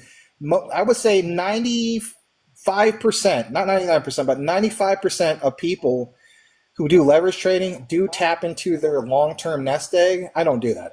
I think that's very unwise. Like I have a separate portfolio for stuff like that. So that'll My just just bring us into our next huh? question, Max. What is the biggest Yeah. lesson that, or what is one mistake that actually taught you the most as a lesson as an investor? Like a lesson, like something bad happened. Well, I'm saying, like, what was one mistake that you made that taught you a lesson as an investor? Um, it's been a while. I'm not trying to flex here, but I would say it was my early journey. Taught me a lesson that uh, it was things like Cardano. I kind of bought. My buddy at the time. This is when I was, wet off the ears of the boat of Robin Hood, right? Coming from Dogecoin. But anyway, he told me he's just kind of like FOMO. Like don't that's a regret. Like just don't FOMO into stuff or ape into stuff. Like you do owe it to yourself to research at least something bare minimum. And when I was, I know you said I'm a utility maxi, but back when I was doing the Doge thing, going from Doge to Shiba Inu, the in between period, I did learn some lessons, and that is you can't just trust everybody just because they did well. You have to do at least some form of due diligence and research. And at the time, he was telling me to ape into Cardano, and I was just like, but it's already at all-time highs. I should have listened to my gut. Like, listen to your gut on stuff. Like, there's a reason for that. And I didn't, and I came into Cardano a little bit too high. I wish I wouldn't have done that. So that I really haven't done anything monumental like that since. I still hold Cardano. I'm just not as bullish on it compared to other ISO assets. But that's a long explanation. But yeah, I've been killing it since then. I'll say that much. So anyway. Who knows? Um, okay, if XRP actually does hit your price predictions by 2030, what is the first text that you're sending, and to who would that be? Oh man. It will. I would say we're probably to the same group of people that very. It's like it's not one person. It's probably about two or three, to be honest, because there's always at least two or three. Like my buddy Mike C. I used to work with him. Um, Maybe my buddy Quant Papa from the Quant research because Yeah. he's we team up. I would say mainly probably those two. Maybe Jesse. Shout out to somebody like that, or Rue Black, like any of these guys in my Your circle. boys. So it's not really narrowed to just one person, It's your but it boys. would probably be those guys because like when those things with the SEC happen, like Ripple won 2/3 victory over the SEC, those type of things. Like I'm literally blasting a text to like these guys first. So yeah, I mean, some people say it would be their spouse. I mean, hopefully I have meet somebody new by then or whatever. But honestly, it sounds maybe it sounds selfish, maybe it sounds dismissive, but like unless it was somebody like that was, let's say I was married to somebody that like shared that same level of passion. It was like they're really into XRP and all this stuff. Then maybe that person. But if that person didn't exist, it would probably be my inner circle of research friends. Absolutely. Um, yeah. Anyway, What is one crypto myth that you wish people would stop repeating? I think we already answered this one. Did we? Yeah, this is It's this market is all cap scam. matters. It's the market cap matters, bros. Right? That was it. Okay, to be fair enough, yeah, I would say that because Jesse and I mean, again, it's not a flex. It's really not an opinion. Go back to the concept of Ripple, the Internet of Value. First time in history, you're going to capture an internet, a tokenized internet. And I get it. People say, there's many projects, Ondo, Solana's, you name it, other than XRP. But who would lead the charge for truly capturing internet, enabling that internet of value? So if I had to pick one, which I am, that is enabling this FX market, this cross-border whole, you name it, across the board, it has to be Ripple. So yeah, that narrative, the market cap bros, because you want to know something? These bros still existed even with BTC being around. I don't know. Let's say $100. That jump from, I think it was 2013. That jump from 2013 to 2021 from $100 to 69K. Where are the market cap bros then? Now, in their defense, they'll say, "Oh, that's not fair. You're comparing with XRP." Okay, fine. Let's not do that, blockchain bully. Let's compare it with QNT. Lesser supply. This is why I'm so bullish on QNT. Because again, like 30% less supply than BTC. Yeah, one's a coin, the other one's a token. But if we're talking about the entire plumbing of the interconnected world, moving into Web 3, because we're at Web 2.6 or 2.7, wherever the heck it is, going to the fourth industrial revolution.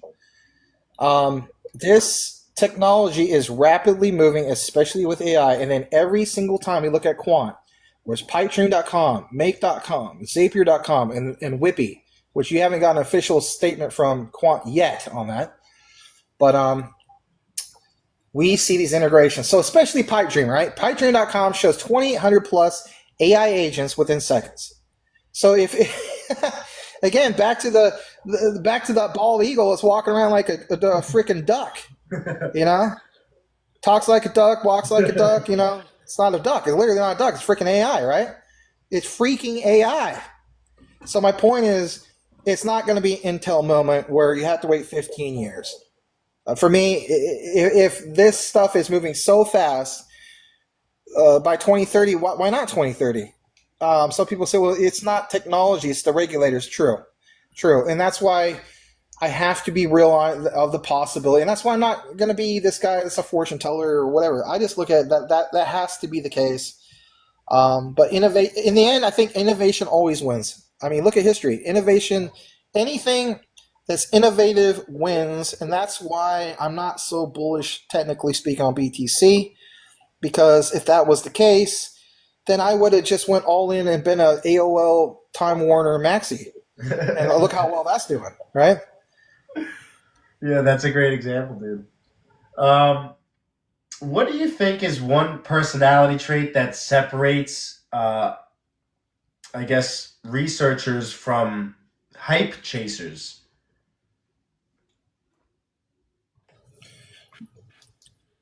Just that, the research. That's a fast one. Patience, baby? Patience and research. I mean, it is the research. Because hype, what are they doing? It's basically retweets, and there's nothing wrong with that. I get it. I mean, even on TikTok, you guys are going to do that, right? But in reality, it's the real true research. This is where you guys on TikTok, you got to go outside TikTok. You got to watch some people on YouTube like myself with the deep dives. You got to watch, or not necessarily watch. Like X is a great platform for looking at article-based research, right? Like Smoke does an awesome job with that. Yeah. Give me a follow, SMQKEDQG. Even myself, like I post once in a while on X. I need to post more, but it's the articles, seeing people connect the docs, seeing people share the actual documents. All right, the actual physical documents speak volumes. That's the proof in the pudding. That's not hype. That's documents. You know what I mean? So like when I used to years ago, even at the collegiate level. What am I teaching in business school? I'm teaching these people who are students, whether they're right out of high school or I had people in their 70s in class. What am I teaching them? Well, I teach them, number one, you cannot use Wikipedia as a source. You can't. You can use it as a resource for knowledge, but you can't cite it because it can be changed. And number two, you got to provide two sources of anything. When anybody's watching my videos, I give you literally some of the URLs. I'm literally giving you multiple sources. So that's not hype. It might sound like hype when you hear it in my voice, but I'm not like a cheerleader. Right. I'm here to provide actual deep dive research, not fluff, because you can find that anywhere. And nothing against people that do it. There's people that do awesome jobs with that. Hey, man, do you? But for me, I want to know what I'm personally invested into. Why wouldn't I be? That's what drives me crazy, my friend. Right. It drives me crazy when I see people that claim that they understand what's going on with their future investment. But in reality, is it just to save face? Is it just to look cool on TikTok or a YouTube chat box or whatever, or to sound cool with their friends? Because in reality, if you truly understood the long-term vision of these projects, you would set and forget it. Yep. And this is one of the three segments that I do on my lives. Is obviously the sit down interviews.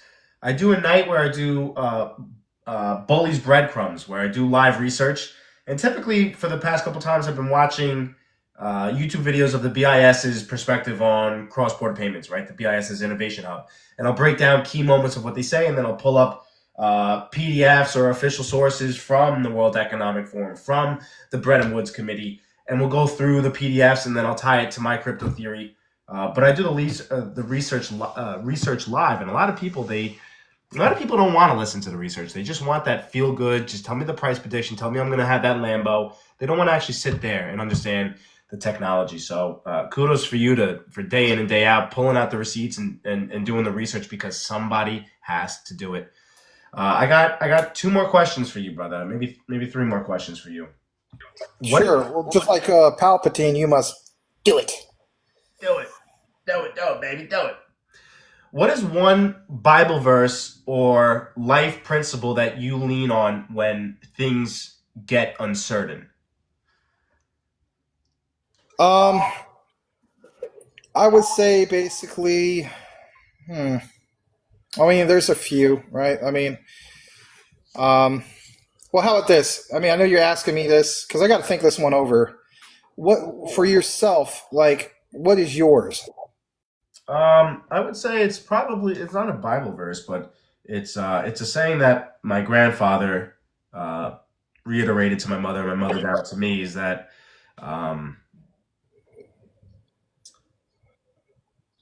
this too shall pass, and I think that's always something that's kind of stuck with me and helped me a lot. It's just understanding. Yeah. Okay, it's temporary. We'll get through it, and it's true. Simple but very true. For me, I think it's from what my mom taught me. It's like James 4:2-3. You have not because you ask not. Basically, this thing goes. It's like, what does that really mean? Like, do you have the wrong motives? Are you desiring other things other than God's will? Sometimes I struggle with that. Sometimes I gotta say, hey, man, I need to take a break from the crypto stuff, and I need to, be more with the Lord and stuff. But yeah, man, instead of saying focusing on what I want so much, like God gives us what we need. He doesn't necessarily give us what we want, right? But he definitely does fill our needs. But at the same time, he does want to see us thrive. So sometimes, when I struggle with certain things, I check myself and I go back to James 4:2-3, and it's basically, you have not because you ask not. So I gotta put it out there. I mean, yeah, God knows our thoughts, but it's just like anything. It's just like, it's communication. It's a two-way street. So, I gotta ask for it. I gotta, like, hey, Lord, please help me with this. So it's something about speaking it. You know what I mean? No, it's a great one. It's kind of proclaiming your faith. It's definitely a really powerful one. If you could go back and give your younger self one sentence of advice, what would that be?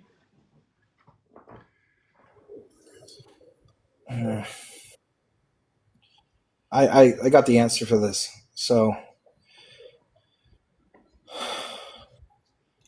go with the Lord Jesus's plan and not the world's plan. I love that. Because his plan, You're gonna get maybe people will make fun of it. Like I remember being younger, like maybe in my 20s, I remember people used to rag on the Jonas Brothers. Like they would say, "Oh, these guys, haha, they're a bunch of virgins. They're not getting laid and all this stuff." Right? To be blunt, right? But if you look at them now, I mean, how awesome to have waited. I mean, I didn't wait. A lot of people don't wait to, meet the right woman. But I do have a couple friends who did wait, to obviously do it, after marriage. And you want to know something? They put God first. Shout out to my friend. I won't even mention him out loud. Different friend.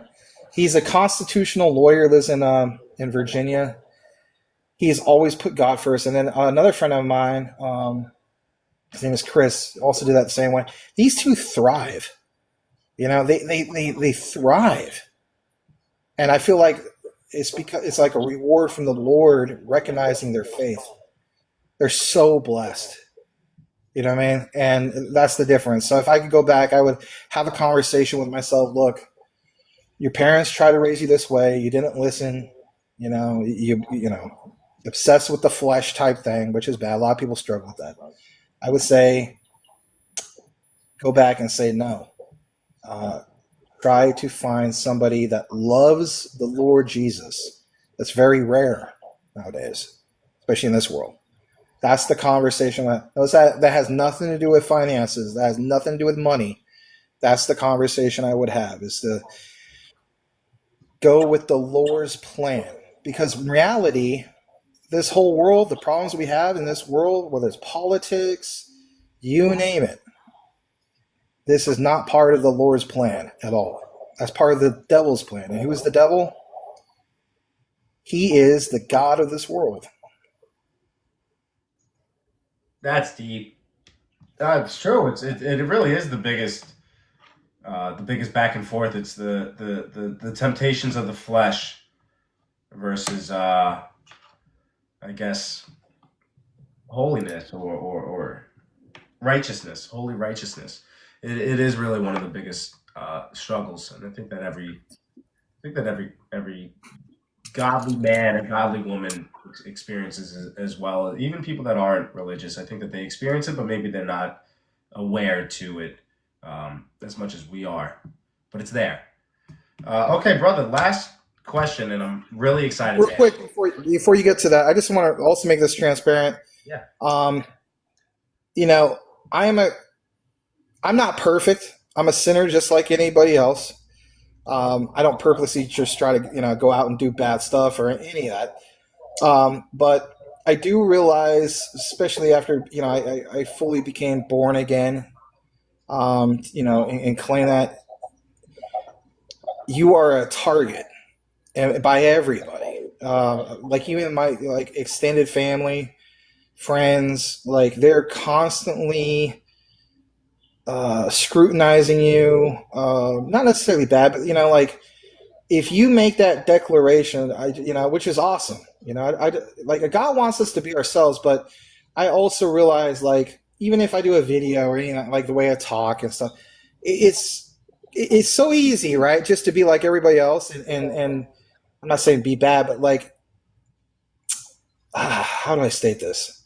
Satan, I've witnessed this myself. Every single time I reach the pinnacle or the height of where I want to be, I've had some great blessings. I used to work 3 jobs 7 days a week, and now I'm just full-time content creator, which is awesome. I never made a 6-figure income in my life. I make a 6-figure income. And when all this stuff happened, it's like the devil was attacking me. The devil will attack you when you're doing anything that is going to be awesome for yourself, and especially if anything that's where you're proclaiming the Lord or any of that.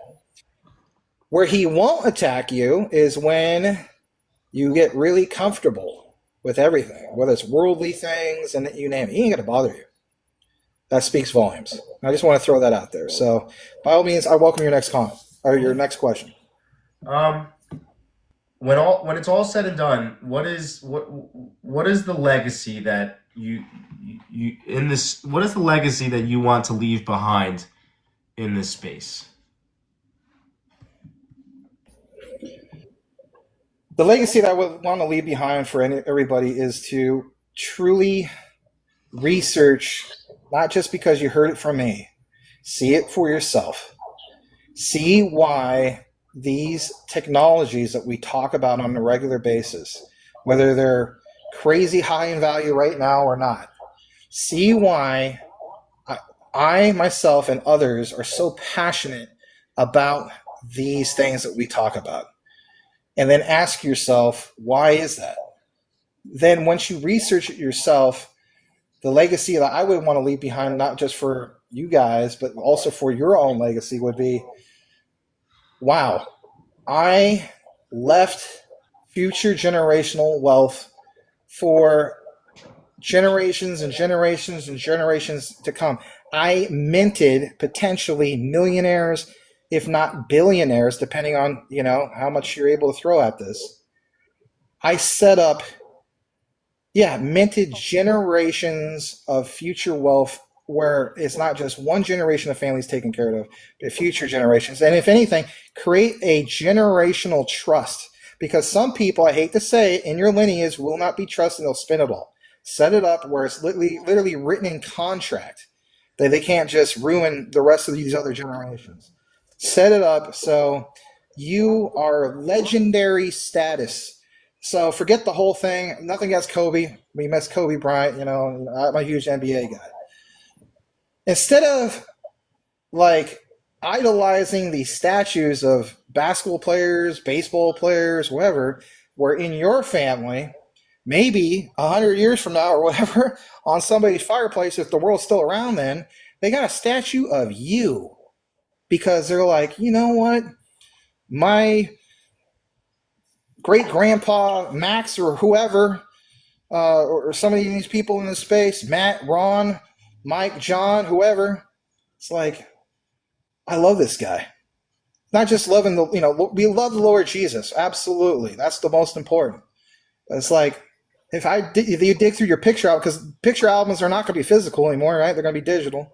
They will see and say, my God, this was the guy. This guy was the greatest financial advisor or whatever. I'm not saying me. This guy made the best decision of all time. We don't have to struggle. I understand there's a thing of a balance of struggling to realize that, but I guess you could say that would be the legacy that I would want to leave of, this guy talked about some things that really were the disruptors. Disruptive technologies. That's my key takeaway. This stuff is the most disruptive technologies in the history of mankind.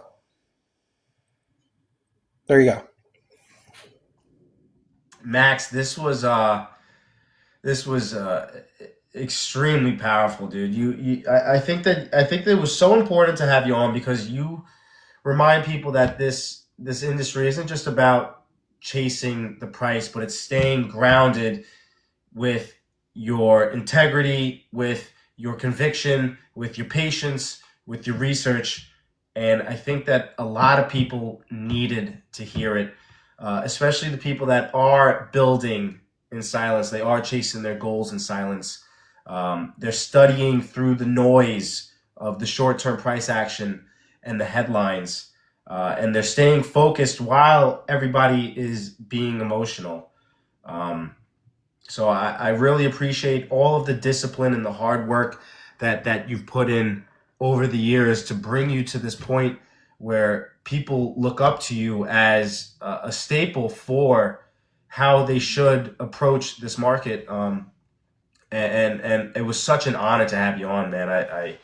It was funny because, we talk about goals earlier, and sometimes when you're chasing it, you end up raising the bar higher and higher, and then sometimes you don't necessarily realize that you're in the middle of something that you once dreamed of. And never once did I think that I would be in a position where I would be talking to my favorite educators, and I'm in that position right now, and it really was such a great honor to have you on, and to kind of get to understand you a little bit better, get to know you a little bit better, dig into your beliefs and and your brain, and kind of see where we have a lot of similarities. And it was such an honor to have you on, man.